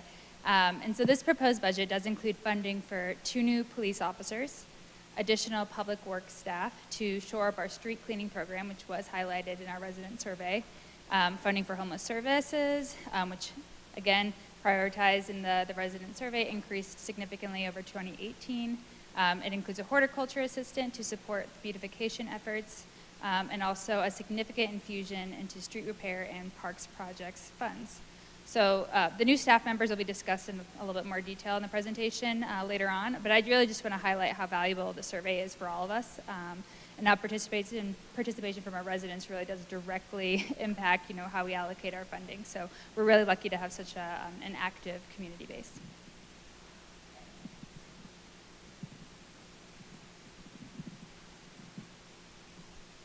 Thank you. Is this okay, Ali? Wait, more? Is this better? Just going over our fleet replacement for 2022. The current council-approved fleet replacement policy is based upon the age and mileage/hours of a particular unit.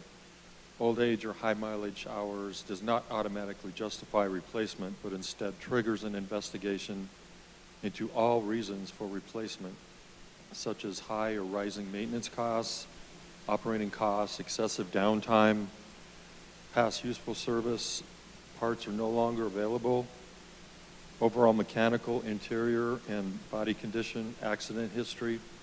All of these things are put into the equation, and actually there's a rating chart that I put together years ago, and everything you see on the list that is off the scale, basically with the total points that comprise each of those categories. So in 2022, we have 1.025 million approximately.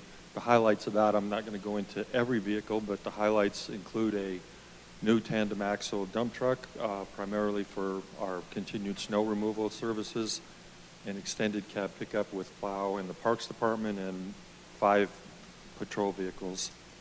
As I mentioned earlier, we purchased our first electric vehicle this year. We have another one that we're requesting for next year that will go in our engineering department to replace a sedan. And so we're excited about that. Also, I'd just like to point out in future years, in 23-24, we're looking at $1.35 million in vehicle replacements.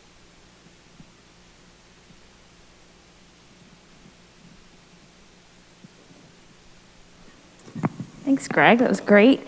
Yeah, it's really exciting. It's been fun working through how, just making sure that everything that we're sort of touching all the bases of all the things that we've been talking about. It's been a very productive council, and a lot has come up, and just making sure that we're including all of it as requested. So that's been a fun exercise. Just to expand just a little bit more on what Patrick was saying about the American Rescue Plan Act funding, we had our kickoff meeting this last week with Clifton Lawson Allen. You're familiar with them. I'm going to say his name because I love it. Jean-Paul Le Chevalier is our guy. He's our auditor, but he's also now consulting with us on the use of our ARPA money. And so we, as a reminder, the city our allocation of ARPA money is about 7.8 million, a little over 7.8 million. To date, we have received half of that.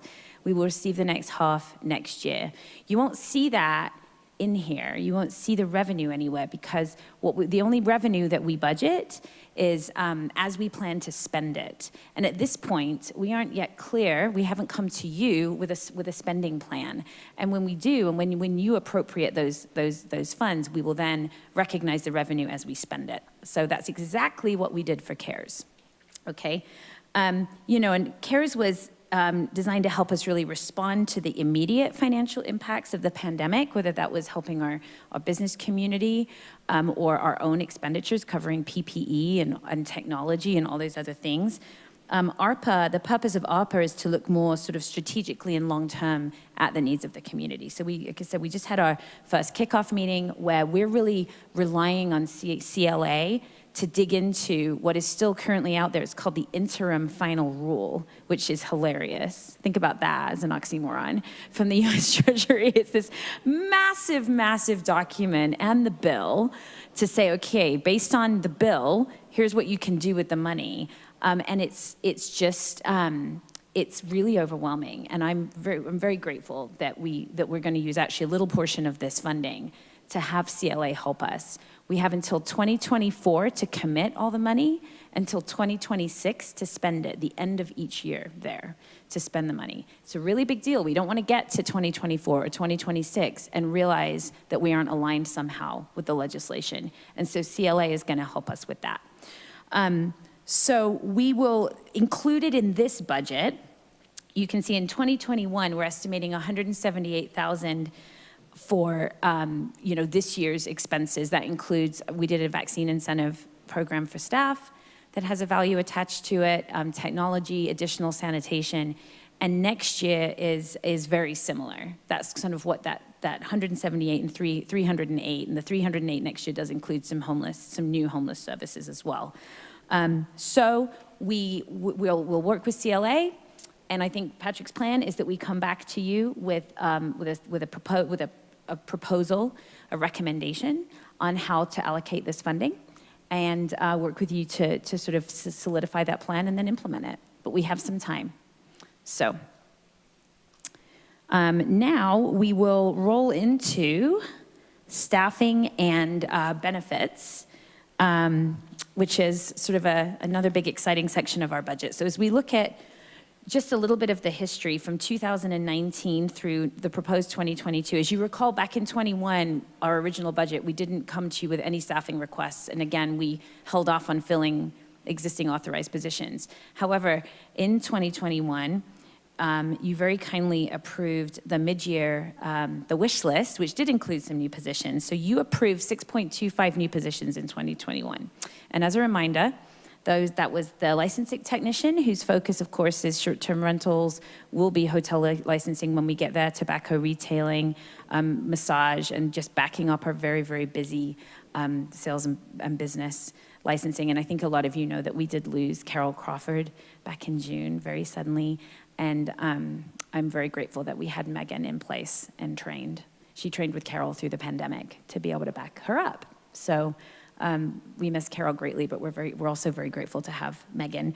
A plans reviewer, an inspector in community development. You approved 2 new police officers.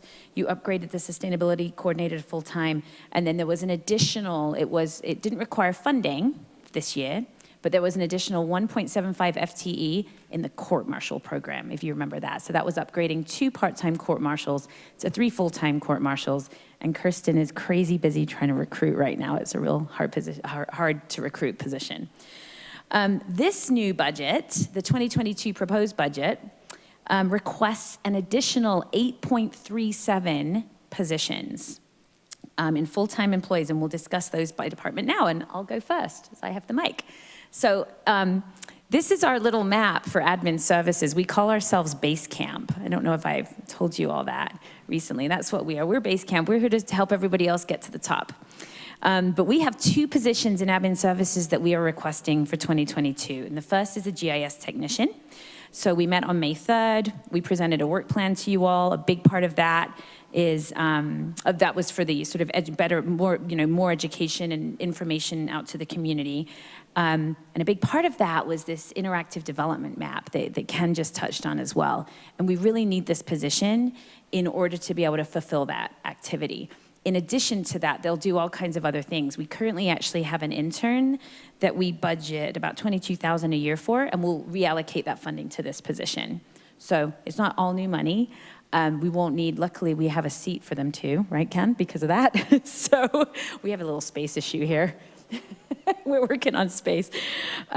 So that's our first request, is the GIS technician. And I know, Councilor Weaver, that it's very important to you as well, that expanding and really using the resources here in Wheat Ridge, we're scratching the surface on what we can truly do with that program.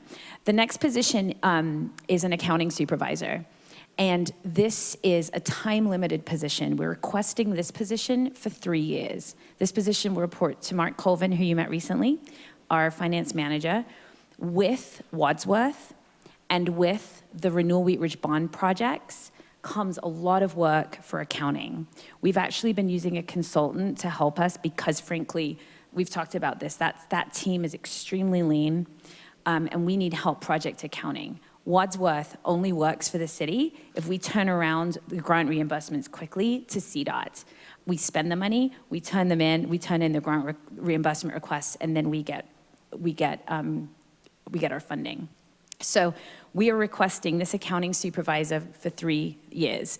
We want to see how it goes. We want to have them spend half of their time project accounting and half of their time managing the frontline staff, that allowing then the finance manager to spend more time on quality control, auditing, financial reporting. It's a really big lift. When we take the budget up to 82 million with all these capital projects, there's a huge impact on finance. So thanks for considering that. And now I'll turn it over to Karen to talk about Parks and Rec. Thank you, Allie. So Marianne talked about beautification as it related to the resident survey, and the first position that we have here definitely plays a role in that. So our existing horticulture team is small but mighty. We have 1 horticulture technician and 1 horticulture assistant responsible for maintaining the flower beds and shrubs on all city property, as well as Happiness Gardens. And it's really been difficult for 2 employees to keep up with the demand, especially with the increased time commitment required at Happiness Gardens as a result of our growing regenerative agriculture program.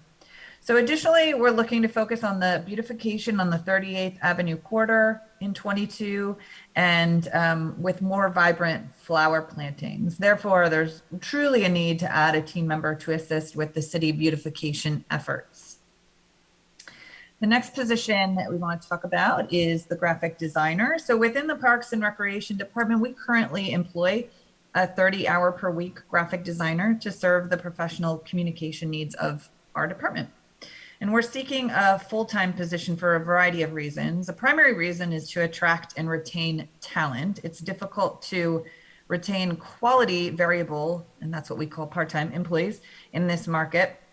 But equally as important is that we simply have more than 30 hours of a week work to accomplish in order to support both council and departmental priorities. And another thing that's important to note with this particular position is, if approved, this position will spend a few hours per week supporting citywide graphic design needs, which will save money on consulting services. And if approved, the amount that we've budgeted for the 30-hour variable role would be removed from the budget. And our final request is upgrading a recreation coordinator position at the Active Adult Center. She's a benefited 25-hour position to a full-time position.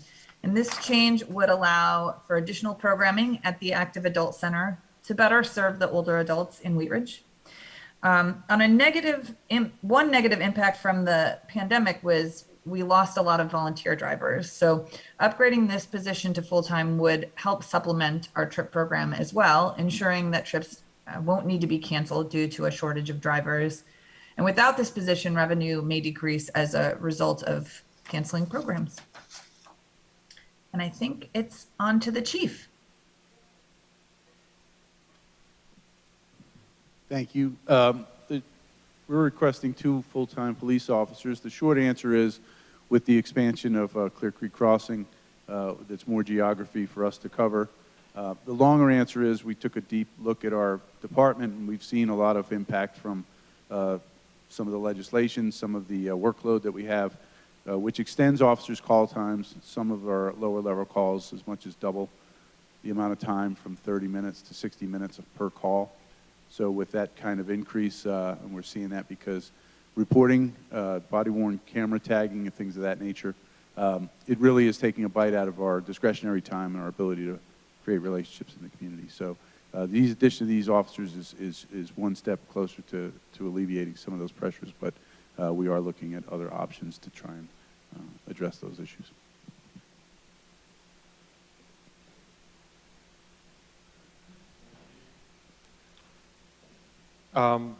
Public Works Department is requesting 2 positions. One is a maintenance worker 2. The primary reason for this, it supports the city's attractive and inviting city, great neighborhoods, and economically viable commercial areas by providing the additional labor needed to sustain established but strained high service levels for maintenance of citywide graffiti removal, asphalt patching, snow and ice control, street sweeping, and storm sewer cleaning, as well as traffic sign and signal repair and maintenance services. Also, with the opening of the Clear Creek Crossing development and transit-oriented developments, demand levels for these maintenance services are further increased. And I would just also add that we're getting, with these developments, which is good for Wheat Ridge, we're getting more and more city-owned street and pedestrian lighting that we maintain and repair.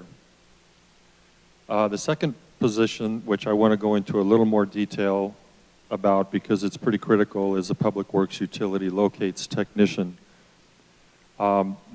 This position can be viewed as supportive of the city's strategic initiatives, and this position is needed to meet the ongoing and increasing locate requests and requirements through the Colorado Utility Locate System, or Colorado 811. This takes a proactive approach to mitigate potential financial and legal liability to the city from an ineffective utility locate response system.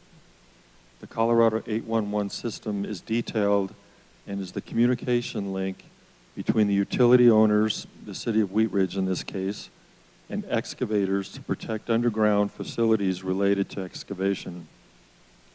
Just briefly, once a locate request is received, it is a utility owner's responsibility to respond in as timely a manner as possible to accurately locate respective city-owned utilities such as storm sewer and electrical conduits for traffic signals and, again, city-owned street lighting. There has been a substantial increase in demand for respective utility locates from 4,158 in 2019, this is to the city of Wheat Ridge, to 6,369 in COVID year 2020. As of May of 21, there have been 2,877 locate requests, and that's coming from the slow part of the year. We're in the really busy part of the year now, so I'm sure it's at least double that. This averages out to about 240 requests per month that one person currently is doing, and our department has taken the initiative to respond to this. This position also requires ongoing coordination with IT's GIS technicians and knowledge of the city's GIS system for ongoing input of various city-owned utilities. Thanks, Greg. Yeah, you don't actually have that position right now, so it's incredible that you're accomplishing all of that. I just want to touch a little bit on employee compensation and benefits. So that's all the positions. That's the 8.37 positions. And we'll just talk a bit now about compensation and benefits for next year. So one of the biggest challenges we're experiencing at the moment is the labor shortage and the sort of the great resignation that's affecting employers across the country. And our turnover rate so far in 2021 is double what it was at this point last year. And people definitely decided to stay put last year. I think maybe people that were thinking about retiring weren't sure if they could afford to anymore and held off a little bit. But, some are choosing to retire. Some are choosing to switch careers. We're seeing that, especially in law enforcement. Some are terminated for cause more than usual. It's interesting when you emerge from something like this, what happens in your personnel base. And others have just emerged from the pandemic seeking different opportunities, like Denitza, who we miss. We're currently in a very competitive recruiting market, and so it's important that our comp strategy is in really good shape. So we usually perform a wage market analysis every 2 years, and we were due to complete that in 2020, but we held off, obviously, because of the pandemic. The market analysis often results in pay ranges increasing for the next budget year, so we froze it. So we did complete it this year in 2021. It just wrapped up about a month ago. This is a consultant-led effort. They use market data from around the Front Range. They reviewed every single position in the city. They looked at benchmark data from, again, around the Front Range. They made sure that the classifications were good. There were a couple of changes in our pay plan. Some positions went up, a couple went down. And again, that's all analytical work that our consultant does for us, which is great. But all pay grades for 2022 increased. In order for us to stay competitive, we need to increase all of our pay grades in 2022. And especially in this really challenging labor market. And with that, approximately $1 million is included in this budget for pay for performance increases. And Patrick's budget message, the city manager's budget message, goes into our comp strategy. I won't review it all here in terms of what our pay for performance program is all about. I'm happy to answer questions.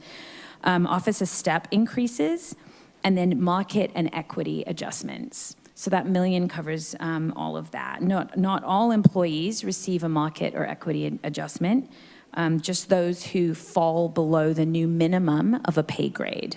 So most employees in Wheat Ridge only receive an increase that corresponds with their performance rating. Some employees will also receive a market adjustment, which brings them up to, into the new pay grade because they'd be below it otherwise. A significant portion of this is actually for part-time employees and also impacts to full-time employees because the competition for part-time employees is so fierce that those wages have increased. So this budget also includes the 0.5% increase for sworn pension. If you remember, this is the third of 3 years where we wanted to increase the city's contribution to our sworn members' pension plan. It was at 10%. We were below market back in 2019 when we did this analysis. And so we've increased it 0.5% each year. And in 2022, that's the final. And at that point, I think we'd be wise to go back out and look again and make sure that we're still competitive. Or perhaps we need to talk about doing more. That equals about $36,000. And then finally, last year we actually saw a decrease in our medical premiums, which is pretty unheard of. Well, this next year we are going to see a small increase of about 3%. And that's due to our exceptional ongoing claims loss ratio. We're in really good shape. Our wellness programs contribute to that a great deal. So that's our comp, and I'll turn it back to Patrick. Thank you. Okay, great, thanks, Ally. And, okay, wrapping up here, just a couple more slides. Just want to look ahead a little bit and look at some of the short-term and long-term fiscal opportunities and challenges that we see coming up. And we'll start with the good things, the opportunities first. You know, we have numerous redevelopment projects still going on around the city, and the corners at Wheat Ridge, 38th and Wadsworth. Unfortunately, you know, Lucky's filed bankruptcy several years ago, and that building has been vacant ever since. But the developer and owner of that site is actively working and hopefully is close to a contract with the new tenant that would generate significant amount of sales tax for that center in the city. So just waiting to hear about that. So hopefully that comes soon. The apartments there, the Edison, they received their CO several weeks ago, so they are moving in residents as we speak. So that's going to increase the activity in that area, which will increase the sales at a lot of those local stores there. Clear Creek Crossing, we have minimal amount of revenues in the 2022 budget from Clear Creek Crossing from the Come and Go convenience store at this point. That's the only thing we've projected revenues, but that's going to build out that development over the next several years, hopefully, and will continue to generate revenues. I believe we were looking at over $1 million, $1.8 million a year once that development is fully built out of new revenues. We already mentioned that the Metro District out there will be reimbursing the city, hopefully this year, about $10.5 million. The Wheat Ridge Ward Station, you heard about the development going on up there. Right now, it's been primarily residential development, many units going in there. Hopefully, people start riding the train again, and we start seeing potential more activity with some commercial development potentially up in that area. Kipling Ridge, this is the Sprouts Shopping Center on 38th and Kipling. There still is one vacant parcel on that site that was sold to a third party, and I think they have plans for a multi-tenant building that will generate some sales tax, hopefully. But the good news with Kipling Ridge is the TIF agreement is about done, and the loan will be paid off. I believe next year is the last payment for that project. And so all the sales tax that's been coming off that center has been going to the Urban Renewal Authority to finance that, or to pay for that loan. And that's about $500,000 a year. So once that loan's paid off, that sales tax will come back to the general fund. So we'll have $500,000 more general fund dollars to play with in the next year or so.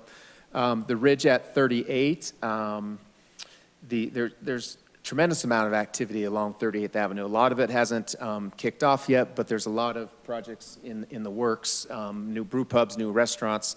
The new apartments at 38th and Upham did sell to a new owner several months ago, and we met with them, and they're committed to building out the retail portion in the bottom. I think they have a lot of interest from some restaurants, and so hopefully we'll see some new restaurants fill those spaces soon. As I mentioned earlier, the municipal bond market is really, really good right now, and it's a good time to borrow money. It's really cheap still.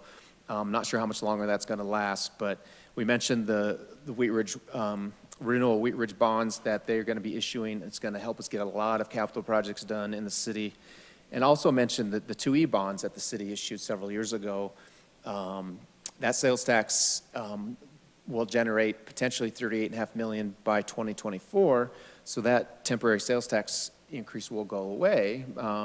My recommendation to City Council is that we seriously consider asking the voters to extend that for another period of time and come up with 4 or 5 other large capital projects across the city that we would like to get done.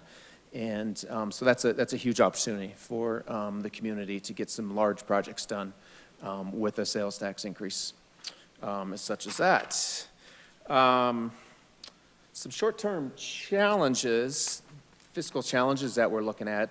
We've talked about this a lot tonight, but labor shortage, supply chain issues, inflation is ticking up, and some of these things could continue to have an impact on the community. The chief and I are going to continue having some conversations about staffing police services, and he wants to have some serious conversations about how we potentially may have to shift some of those services to civilian employees, such as traffic investigation. Do you really need a sworn position to be doing that type of work? It's becoming harder and harder, potentially, to hire sworn officers, so maybe we need to make a shift in even some of our policing services, so we'll be looking at that. We mentioned it's been very difficult to hire part-time employees for lifeguards, seasonal workers, park workers, so it's been more and more difficult for Karen and her crew to keep up with things and keep pools open. So those are still challenges we're concerned about. We're struggling getting equipment in. We're still waiting for police patrol vehicles that we ordered, how long ago, Greg? Beginning of, in 2020, or even, we're still waiting for some vehicles we ordered in 2020. There's just shortages of equipment and chips that go into the vehicles. And there's other supply chain issues. We're seeing issues with asphalt. We're going to be starting the Wadsworth construction project very soon. That's eventually going to be concrete, so we won't have to worry about that. But some of the temporary roads are going to be asphalt, and they were, I think, requiring appointments or reservations this last year to get asphalt before you just kind of went and got it. And then they even stopped, I think, early this year because of supply chain issues. Gas prices are escalating. Greg mentioned the other day that we're going to be probably 60,000 short this year for budget for gas. If you all fill up, you noticed it's over $4 a gallon in some places. So those are some of the short-term fiscal challenges we're seeing. Some of the more of the long-term fiscal challenges, it's pandemic related. How much, what's the uncertainty with pandemic? What's it going to do with our fiscal situation on a federal level? Will this labor shortage continue? Will prices continue to rise? The supply chain issue, can we get the materials and equipment we need to provide the services to our constituents? Funding for Phase 2 of Wadsworth, as you all know, we're phasing that. We have asked Congress, Congressman Perlmutter's office and our two senators' office for $10 million for the Phase 2. Fortunately, because of a late-minute grant we got from through CDOT, was it CDOT or Dr. Cog, to do a couple more add alternates during Phase 1. We believe Phase 2 is only going to be about $8 million now, but if we don't get the funding through a transportation bill or through Congress, we'll have to use some of our other funding sources for that. Police liability issues it's a huge concern across the country, across the nation. We were told this year that, or for next year's budget, we should anticipate a 50% increase in our liability insurance, mainly because of police liability issues. So we did that, we plugged that number in, and we just got our quote a week or so ago, and it didn't materialize into 50%. I can't remember how much of an increase it was. So actually we got a little bit more in the budget than we need for that insurance.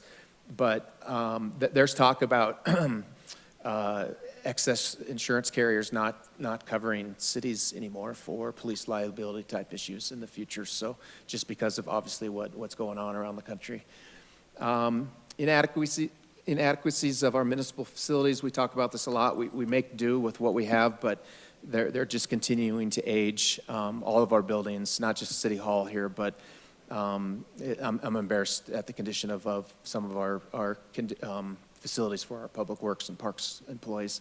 They really need to be improved. Kind of a big one, this is a little kind of vague, but not so vague. It doesn't necessarily equate exactly to fiscal challenge, but lack of trust in government is continuing, and it's getting closer to local government, which is sad. How much longer is our government, is our residents and constituents going to trust us as a local government to support any future bond issuances or tax increases that we may need. So I think we do a pretty good job here in Wheat Ridge with that, but it seems to be changing, unfortunately. So with that, I want to turn it over real quickly to Ally. We'll talk about the future, the rest of the budget process, and then we'll open it up for questions. Just to recap the opportunities for public comment this budget season, you all had presentations from the outside, or you heard recommendations from the outside agency review group back on July 19th. That money's included in the budget. We had public input opportunities on July 26th and August 23rd. Obviously, anyone can comment anytime, but we call them out specifically. We didn't receive any feedback. However, we did launch a What's Up Wheat Ridge project page this year for the first time.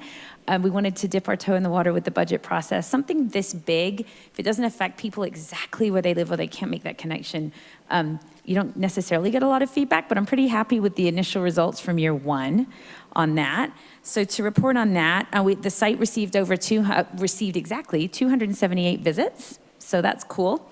And of those, 93 are considered what Bang the Table calls informed, because they actually visited multiple elements of the budget process site and downloaded a document. So for example, Karen had the service level continuum spectrum on there, or maybe this year's budget in brief. So a number of those, almost 100 of those folks decided to really sort of dig a little deeper and educate themselves. And then 14 visitors actually contributed to an idea or took the survey. So again, for year one, I'm pretty happy that we got a little bit more feedback than we normally would.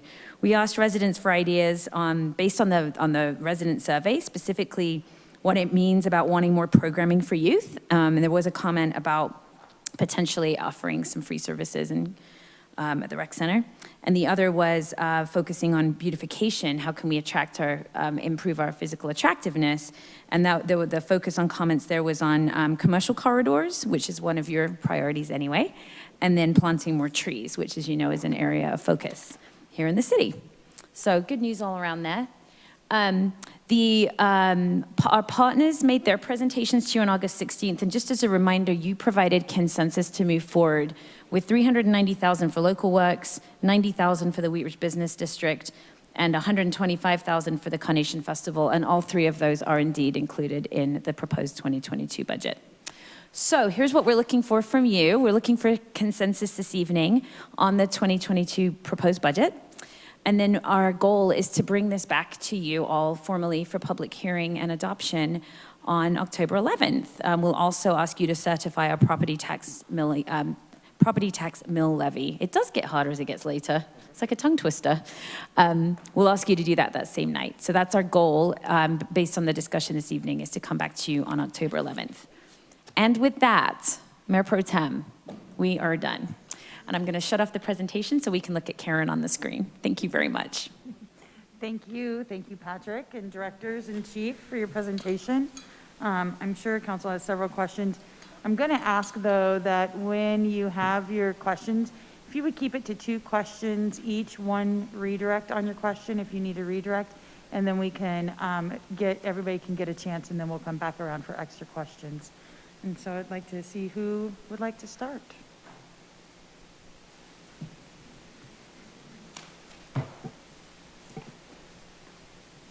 Councilwoman Nosler-Beck. I just wanted to know a couple of things about what we do know about the CARES dollars. I think I read this, but I did a lot of reading, and so I might be forgetting. Do we have to spend down those dollars by a certain point? 2026. Okay. And then my second question is also about that. Can we use that money to fund positions? Do we know that yet? Potentially. We don't know 100% yet, but there is some language that talks about filling positions that maybe were left vacant during the pandemic, and especially if they focus on COVID response. Ally may know a little bit more. Yeah, I mean, I just say that it's funny. ARPA is in some ways broader than CARES and in some ways more restrictive than CARES. And one of the very specific areas they said is more restrictive is payroll. So if you remember, we used a chunk of our CARES money for actually public safety payroll, which was by the end of the working through all the guidance, 6 months really after it came out, it was, that was sort of a given. You could do that. It's very specific. You cannot do that here. And I believe that, yes, the personnel, it has to be at least 50% of the time of the position has to be related somehow, some way to the pandemic. And I'll tell you, that's very challenging for us now, to do now, at least today. I don't think there's anyone in the city that is spending more than 50% of their time. But I think the good news is if any of these positions, if they get approved, when this budget's adopted, and we find out if it's clarified later down the road, I think we can retro it back. Any expense after March of this year, March 10th or 3rd, March 3rd is eligible to be reimbursed. So if we get better clarification about how the monies can get spent, even if it's a year out, we can go all the way back to March of this year to reimburse. So the money would basically just go into the cities in the general fund and to cover those expenses. Okay. The reason I was asking was just if we were going to use those funds for homelessness, whatever that might be, if there was opportunity to fund positions. So, thank you. Councilwoman Hulteen? Thank you. So before questions, I do just want to thank you. That was actually the best budget presentation that I have sat through since I've started watching them. It was incredibly informative and helpful and useful, so thank you for that. And I just happened to notice the correlation of dates of when you were going back to 2012 is when I started paying attention to the city budget. So, yeah, and I also just want to thank you because tonight in reading through this really reinforced what a good job was done last year in our budgeting. And I'm just really proud that we're able to accomplish so much while being very conservative and then being able to have these wish lists. So my first question has to do with wish listing.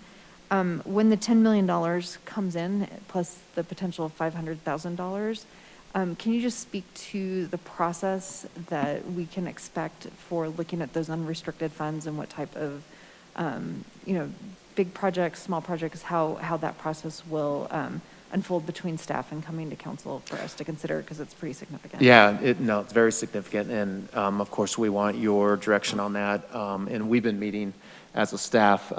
We have these presentations with these slides with all these buckets of money, because it's pretty strange. And I mean, this is a very unique time in government. I don't think we're ever going to see this again, where we have this many resources coming, and it's not just from the federal government.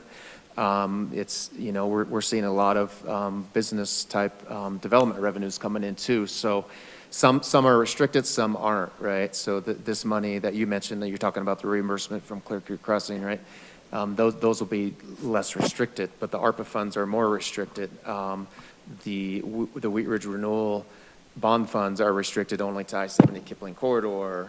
If the city wants to do a new bond in a couple years, those will be restricted to some projects you choose. So we're trying to be very, very strategic on making sure that we get the best bang for our dollars, and we're spending the dollars wisely. So yes, we've been having staff discussions and just kind of putting list of unfunded projects together with the intent of coming back to council when needed, to figure out how to spend those. And the good thing with ARPA, we have time to do that. We have time to get the clarification on how those dollars can be spent. And then even with the Clear Creek Crossing reimbursement, we have time for that. We believe as staff, we understand what some of the priorities of the council are for sure. We believe Wadsworth is a priority, and we don't have phase 2 funded. So we're trying to figure out which bucket of money it will fund phase 2 if we don't get these grant dollars from Congress, right? And we don't know if we're going to get that yet or not. So there's a lot of timing issues and rules that we have to kind of work through. But when we get to a point where we need to make a decision, it'll come back to council, and we'll have recommendations and get your feedback. But we want to make sure we have the best information and knowledge before we come back to you, and to make those decisions, so we don't make the wrong decision. Okay, great, thank you. And it's an exciting problem to be anticipating. So my second question is a little bit more in the weeds, and then we'll wait till it comes back around for other questions. But I was looking through here, and it looks like there's some money budgeted for bike lanes on Harlan to go alongside some resurfacing that's planned for there. And one of the priorities that came out of the Let's Talk Wheat Ridge was a pretty strong preference to be moving forward with finally getting the 35th Avenue bike lanes. And I'm just curious if there is a plan next year to actually get that planning process initiated and have that priority move forward.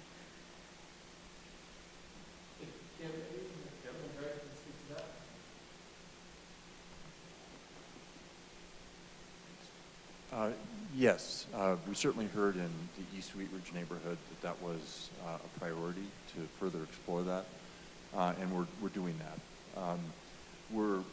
It isn't in the budget directly because we're going to do the design process with in-house staff.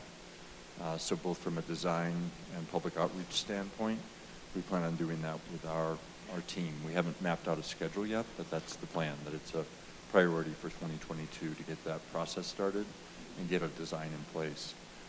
Based on what that design looks like and what we estimate would be the cost, then we'll have to explore a couple different options for how, when and how we'd fund it, whether that would be a 2022 supplemental or whether we could, take, if it's adequate to take funds from that MTMP or something like that, but we can explore a variety of different options when it comes to the actual capital costs.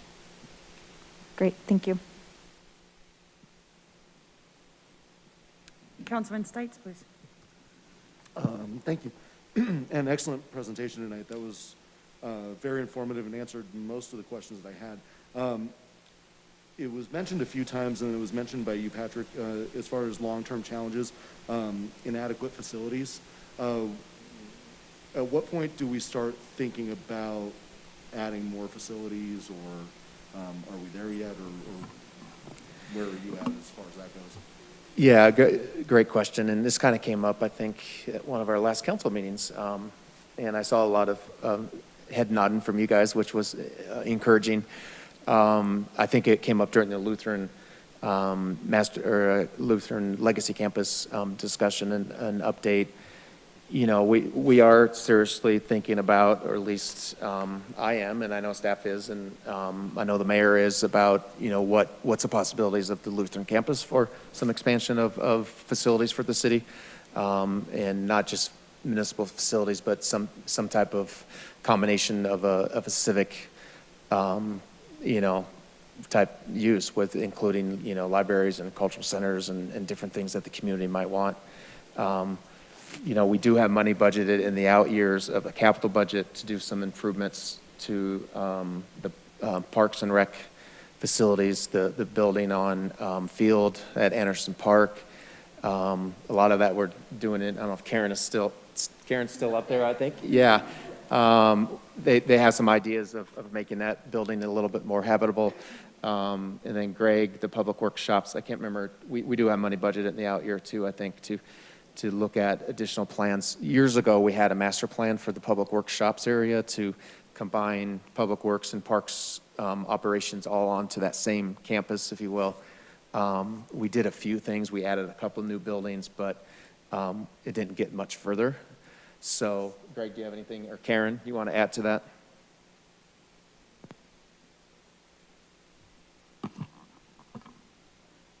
I can't tell if, oh, sorry. I was going to say, I can't tell if Greg is speaking. Yeah, like you said, we had a master plan. I believe that was dated back to 2004. And Parks was able to put in a few buildings, fortunately, to store their vehicles in. And phase one of that plan was to construct an admin building to combine Parks and Public Works in that building. And at this point, it would probably mean redoing the master plan because of what's been done and what would need to do based on today's needs and more equipment and more people that we have. Karen? Yeah, I would just add to that with the Parks, Forestry, and Open Space building that's on 44th over by Anderson Park. They don't have a very desirable office space. There's no windows. and it's just kind of a sad place to office out of. So we're just looking to do at least some temporary upgrades to that facility to make it a more enjoyable workspace for folks. But I do think the Lutheran campus master plan is really the impetus for looking at least replacement of this facility or expansion of this facility, or, I think there's all kinds of options available. Do we keep this building and for some services and move some to the Lutheran campus, so I'm anxious for that process to come out and maybe start those conversations.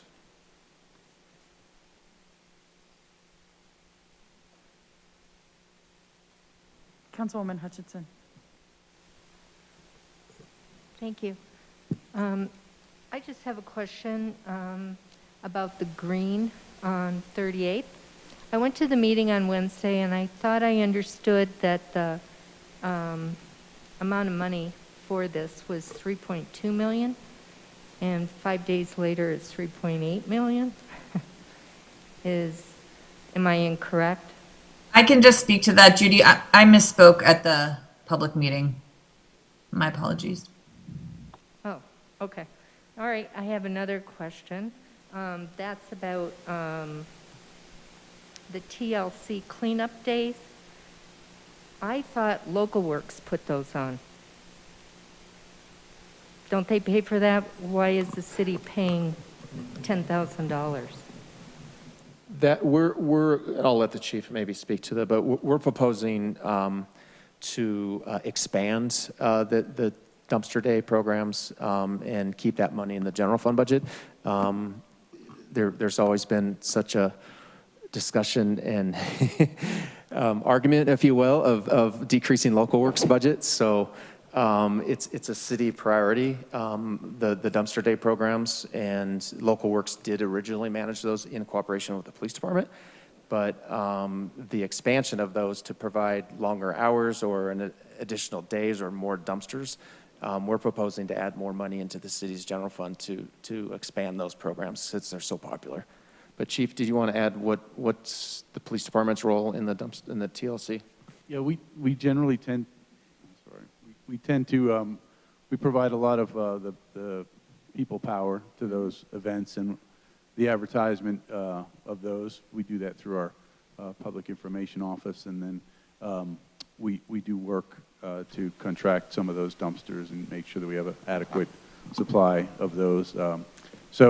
I think I mentioned earlier in a rambling speech, but we had 70 dumpsters last year, and I think it's overwhelmingly popular, and we're just looking to expand that. It's already budgeted to some extent. I think Mr. Goff can comment on that. And this is just taking a popular program that's really getting to the point where we would have to shut people out if we don't expand it, I think is really where we're at. Yeah, thank you. It's the most wonderful program. Seriously, it's so great. But if it's a city program, then just say it's a city program and not Local Works is what I was always thinking it was. Councilor Hutchinson, we can maybe just further clarify. If you look at the Local Works budget, which is the last page here, that 37,000 that they had originally allocated is still there. So it's predominantly, it's Local Works that's, I think, really managing and operationalizing this program. They still have $37,000 there. But they made a commitment to you all that they were going to reduce their budget, right? And then we came back and said, but wait, we want to add, we want to add another 10,000. And there's a real conflict there, a real tension there. And so that's why we just budgeted the additional money separately. But it's still really, I think. Yeah, and I mean, Local Works is an extension of the city, so it is a city program. It's just Local Works is our partner that helps us manage it. So it's still, you can still say it's a city program. Just Local Works, our partner, helps us manage it. Councilmember Urban and then Councilwoman Weaver. Thank you. What's the status of the Wadsworth Town Center sub-area plan, and how does that get incorporated into next year's budget, or do we have anything for that? There was a mention of the park being sold and then transferred over to yeah. the green, but I guess just as it relates to the sub-area plan? Do we have any plans for that? Yeah, I don't know if we had I can speak to the Town Center Park a little bit, but, and I think you did bring up, I think, this in another meeting, didn't you, Mr. Urban? Maybe in the retreat or something? Well, in the retreat, and then it was Yeah. also a priority that was filtered out of that said that the Town Center sub-area plan would be a quote-unquote priority, but I don't know where that is. What's that? Yeah, I don't think it raised to your top 8, so it's not on our current plan unless I remember the discussion, yeah, but it's not, there's nothing in the budget for it. The Town Center Park, you know, it's been really inactive park for many years now, and the fountain stopped working many years ago, and we could never get it fixed, and it became a site for nuisance more than anything, and we fenced it off during COVID. And, you know, our thought is if we are going to move forward with the green, that we would decommission that park. And Karen's been working with Open Space, and they, I think, are supportive of removing the reverter and putting it on the green. But yeah, I don't know if I'm answering your question on the Town Center sub-area plan, though. We don't have anything Right. planned for that. I guess we don't really have anything planned for that, and they are sort of tied together with the green, in that we have a lot of lessons we need to learn from the Town Center Park.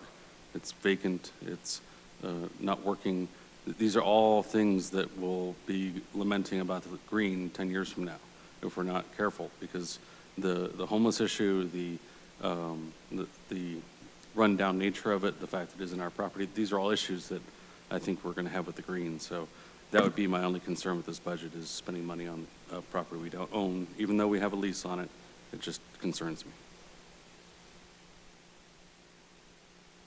Councilwoman Weaver? Thank you, and thank you for a great presentation tonight. I'm just trying to understand, Mr. Groff, you talked about the long-term fiscal challenges, and I recognize that we have a lot of inadequacies in a lot of the facilities as they age. And I was just kind of curious, before we sort of get our heartstrings excited about the extra money that we've been discussing, how do we think about, and is that, am I using the right term when we say deferred maintenance? Or, you know, like, there's just some stuff that we have to fix. Yeah. Even if we do, you know, move spaces. And I'm just curious, is that money, that extra money, are you thinking that it would be great to go towards that? I know it's not fun to sort of look at the underside of things and replace plumbing, but, you know.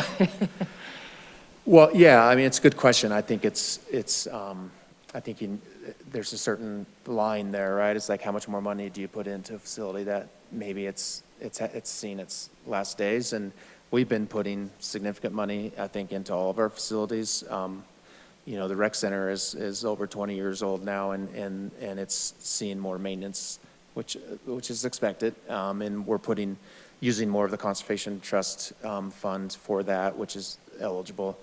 And, you know, this building, we just recently put almost $500,000 in a lot for safety improvements. But, you know, I think the Public Works, and Karen mentioned the parks shops at Anderson Building, you know, their plans are just to open up some of the walls, we'll put some windows in, do some interior, I think, improvements for staffing. But City Hall, it's like, how much more do you do? You know, there's always been talks about improving this area, the council chambers, more technology. But if we want to be serious about a new building with a Lutheran, you know, campus, do you just do minimal maintenance until you can get by? Everybody's mentioned several times we keep running out of space. The more staff we add, the less space we have. I think we've used every closet and every under stairwell for offices and storage space. So I'm not answering your question, but I think we are putting a significant amount of money into the buildings just to keep them usable for now. But maybe back to Mr. Steitz's question, it's like, do we really take this on and do a master plan for city facilities for the future to understand what that need is?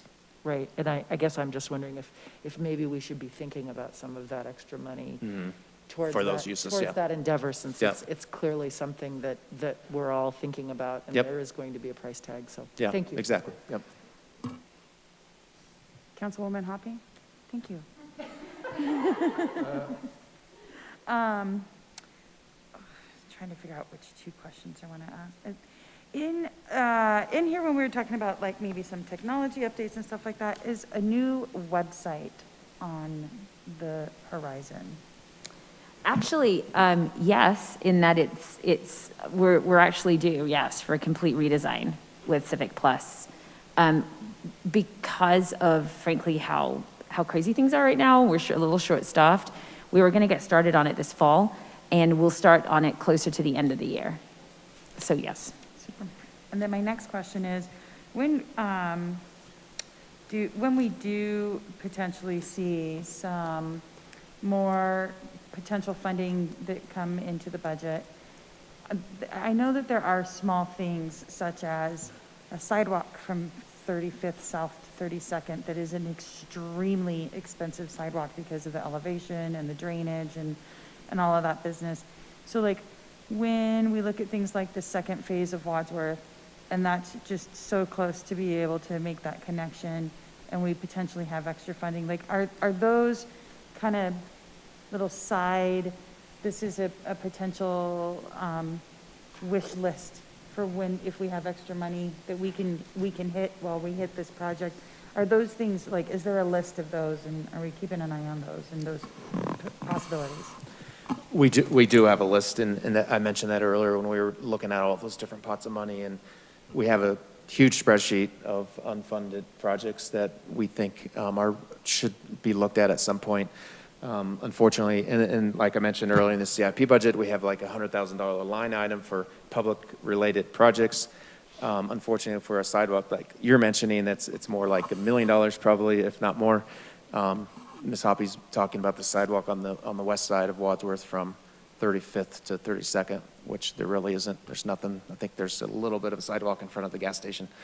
But it's unfortunately, it's very expensive. We did some initial analysis of it a couple of years ago.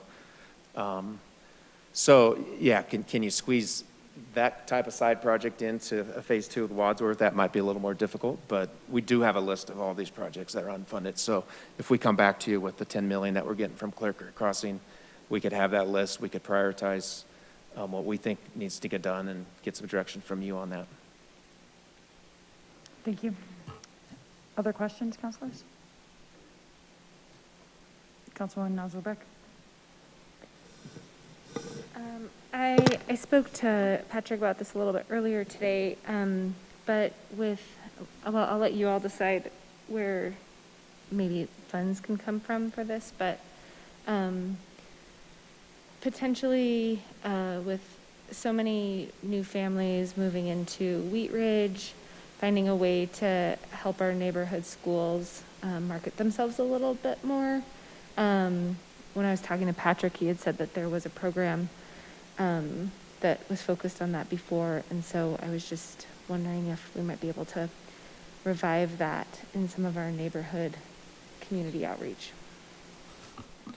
And I can add to that just a little bit, give it a little more context to that, but what Councilmember Nozzlebeck is speaking about, and some of you, Zach, you may remember, you've been on council long enough, but it was a priority for previous councils to work with the schools on a more proactive basis to help promote our neighborhood schools. And a former council member took that on, and we had a committee put together, and we had a small budget. I think we may have a budget in this year's budget. We didn't budget anything next year because nothing's happened with that for several years now, but we working with all the principals and the schools and put together this nice brochure that helped for new families moving in, that helped promote our schools more than just looking at test scores on a website, right? It's like, there's more to this school than that. This school does this, and this school does this, and that project, that kind of has died off the last several years,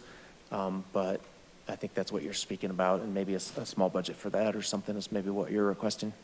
Yeah, I just would maybe even like to look at what was done in the past and see if there's some things we can just recreate. But I was having conversations as late as yesterday with some families in my neighborhood that said that they don't know anything about their neighborhood school. So I think that'd be a great service, so thanks. And we do have, if that's something council would like to add, maybe some money to work with our schools. We have a little bit of cushion, as I mentioned. We over budgeted for some of our insurances because we were told it was going to be higher. So there's some we could move around without impacting the fund balance. Great. Thanks. Patrick, can you remind me how much, there was a booklet that was a marketing booklet that was put together. Do you remember how much that was? I remember it was a small amount of money, but just as an idea of if something else like that was to happen, so there's like an idea of how much it had cost? It was fairly inexpensive. I think it honestly, it may have been free if I remember. Laura McAvoy, our previous executive assistant, actually designed it, put it together. And I think we found a printer that I think may have printed them for us for free, if I remember. I can't remember. If not, it was only a couple $1,000s. And we did videos too, but those were all done in-house by Jesse and his team. And so I think we had a budget like $2,500 or $5,000 in the city council's budget for school outreach programs.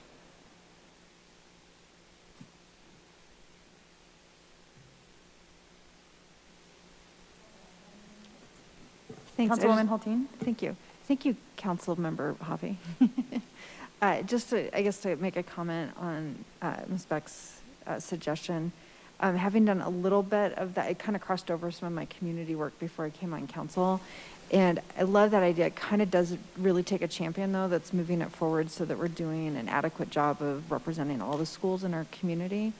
And so I definitely support that. I think at some point, Patrick, we had talked about working with Jesse to make a video about our elementary schools and then our secondary schools and then our charter schools.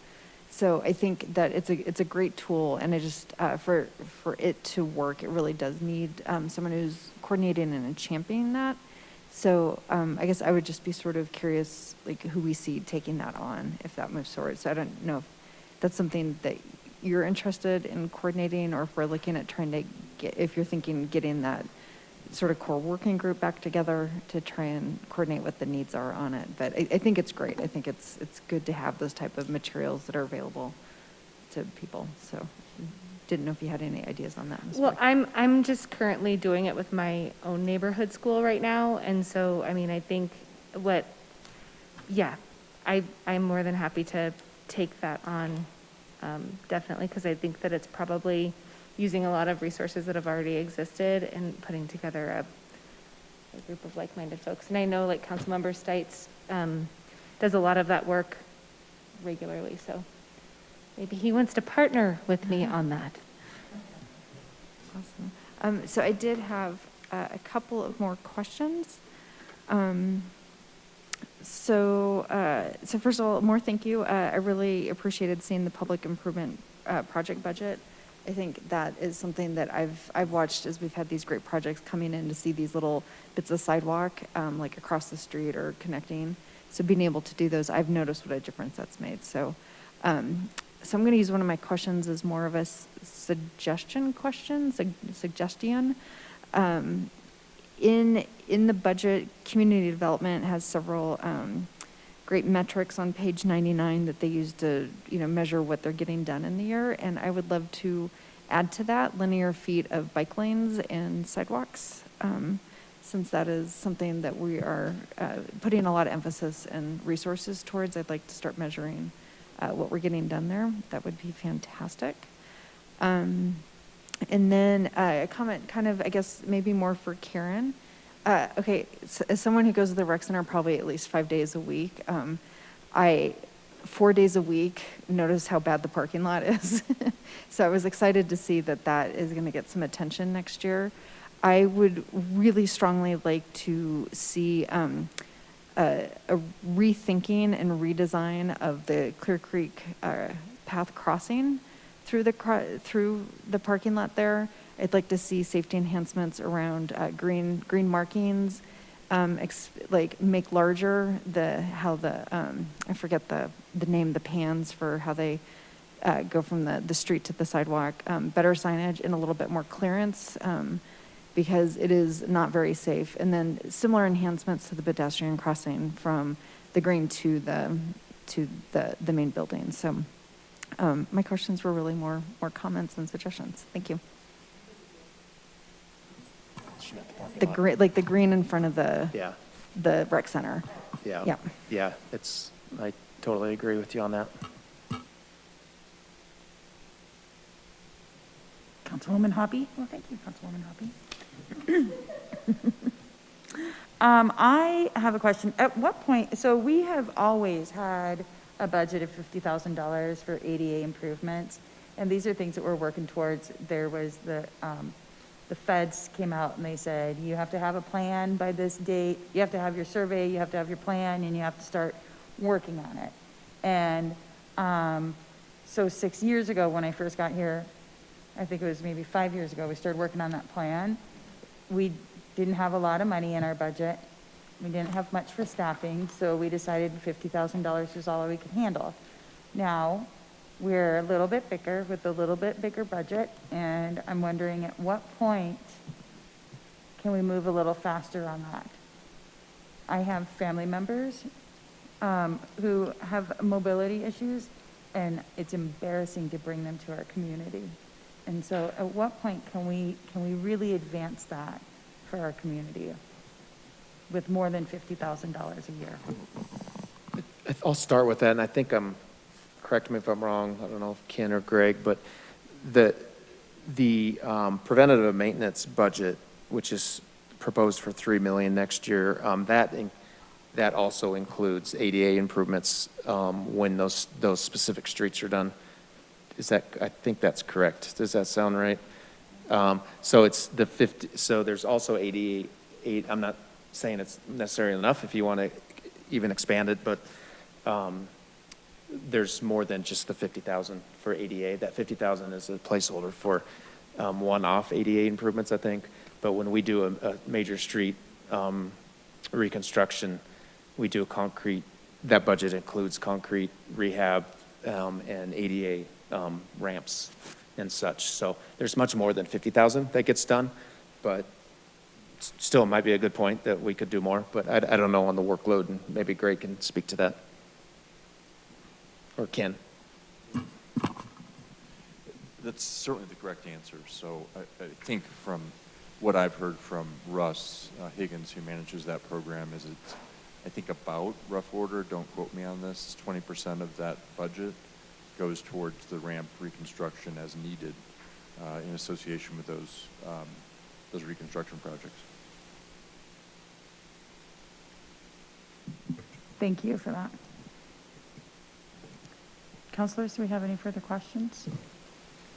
I would like to ask for consensus to move forward. Wait, let me just start with this. I'd like to ask for consensus for $3,500 to be added to the budget for school outreach and community work within the schools. How much? $3,500.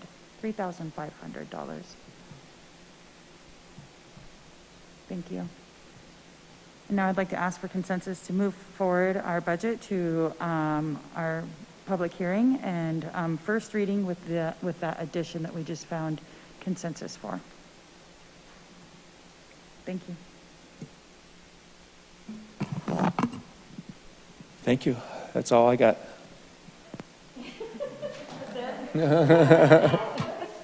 So we are now at staff reports, in case they have not had an opportunity to report anything. If you have anything to report other than budget related, City Manager Goff. Staff, is there anything we need, anything timely that needs to be? Thank you. Great, thank you. Elected officials reports. I'll start with Councilwoman Hulteen. Thank you. I'll keep this quick. So I mentioned last week that I am hosting a District 2 community meeting on October 2nd. We now have a location and a time. It'll be 10 o'clock at Happiness Gardens. And we will, it's question and answer, but we'll also be covering a lot of important topics in the district, including Wadsworth, and we'll talk about Lutheran and a handful of other things. So I hope people can come. Again, October 2nd, District 2, so District 2 on the 2nd, from 10 to about 11:30 at Happiness Gardens. Hope to see everyone there. Thank you. Councilman Urban. Thank you. I have been doing a little bit of research regarding race-based covenants within the Wheat Ridge community. All of these race-based covenants were enacted well before the city of Wheat Ridge was incorporated. That being said, they remain on our plats and in our documents, and I'm hopeful that our city attorney will be able to come up with some sort of mechanism or device or legal maneuver that we'd be able to take to either expunge these records or do what we can to make sure that people know that this isn't good enough for us. So that being said, there was a student from the Colorado School of Mines that did a research project on this, and I can forward you the link to that work. And it's pretty interesting to see that while it's not exactly per parcel, it does show subdivisions, and so there's approximately 35 that identified. And so hopefully we can come up with some way to extricate that from our records. Thank you. Thank you. Did you have something about that? No. No? Councilman Stites. Went to the Farmers 5000 yesterday. It was great to see everybody out supporting Wheat Ridge High School and the local elementary schools. And Color Strand won $500 for being the #1 elementary school there. So good for Color Strand. I believe that's it. Thank you. Councilwoman Hutchinson. Thank you. I just want to say thank you very much for the presentation tonight. Whew. Councilwoman Nasler-Beck. Thanks for a great presentation tonight, and just a couple of kudos.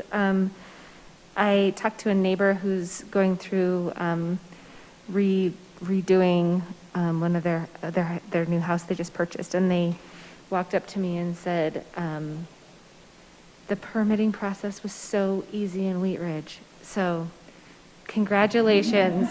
I was like, this is awesome. So great job. And then I also just wanted to thank the Veters for hosting a neighborhood party for everybody in our neighborhood last night. They do it every year, and it's a great opportunity for our community. So love Wheat Ridge. Thank you, Councilwoman Weaver. Thank you. This is a question for our clerk. I've had a couple of questions from constituents about their voter registration status and where they can go to find out their voter registration status. Would you mind? I would be happy to address that question. Thank you. Any registered voter in Colorado can go to the website operated by the Colorado Secretary of State. And on there you can find your registration, verify that the information is accurate.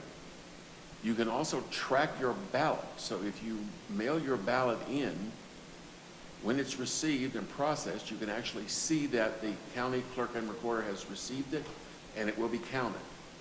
If there's an issue with the ballot, it was damaged or they can't tell where it came from, then they will, that information will also be there. You can register to vote literally on election day, November 2nd. Can everybody hear me? Yes. Yeah, okay, good. Did that answer your question? Yes, Councilmember thank Weaver? you. Thank you very much. I appreciate it. You're welcome. And Clerk Kirkpatrick, is there anything else you'd like to add this evening as elected official? I'm sorry, I couldn't hear you. We're under elected officials matters. Is there anything else that you would like to add? I have nothing further. Thank you, Madam Mayor Pro Tem. Thank you. And City Treasurer Miller. You need a mic. I'm sorry, Mr. Miller. Thank you. Maybe this is more just an observation, but I noticed that there's nothing planned for the Public Art Fund in 2022. In 2020, there was nothing spent out of this fund, and so far this year, we haven't spent anything in public art. And unless we're going to spend some money this year, it seems like 3 years is a long time not to make any investments in our public art collection, and I was just hoping to see some progress on that. I can maybe address that just because I had a long conversation with the chair of the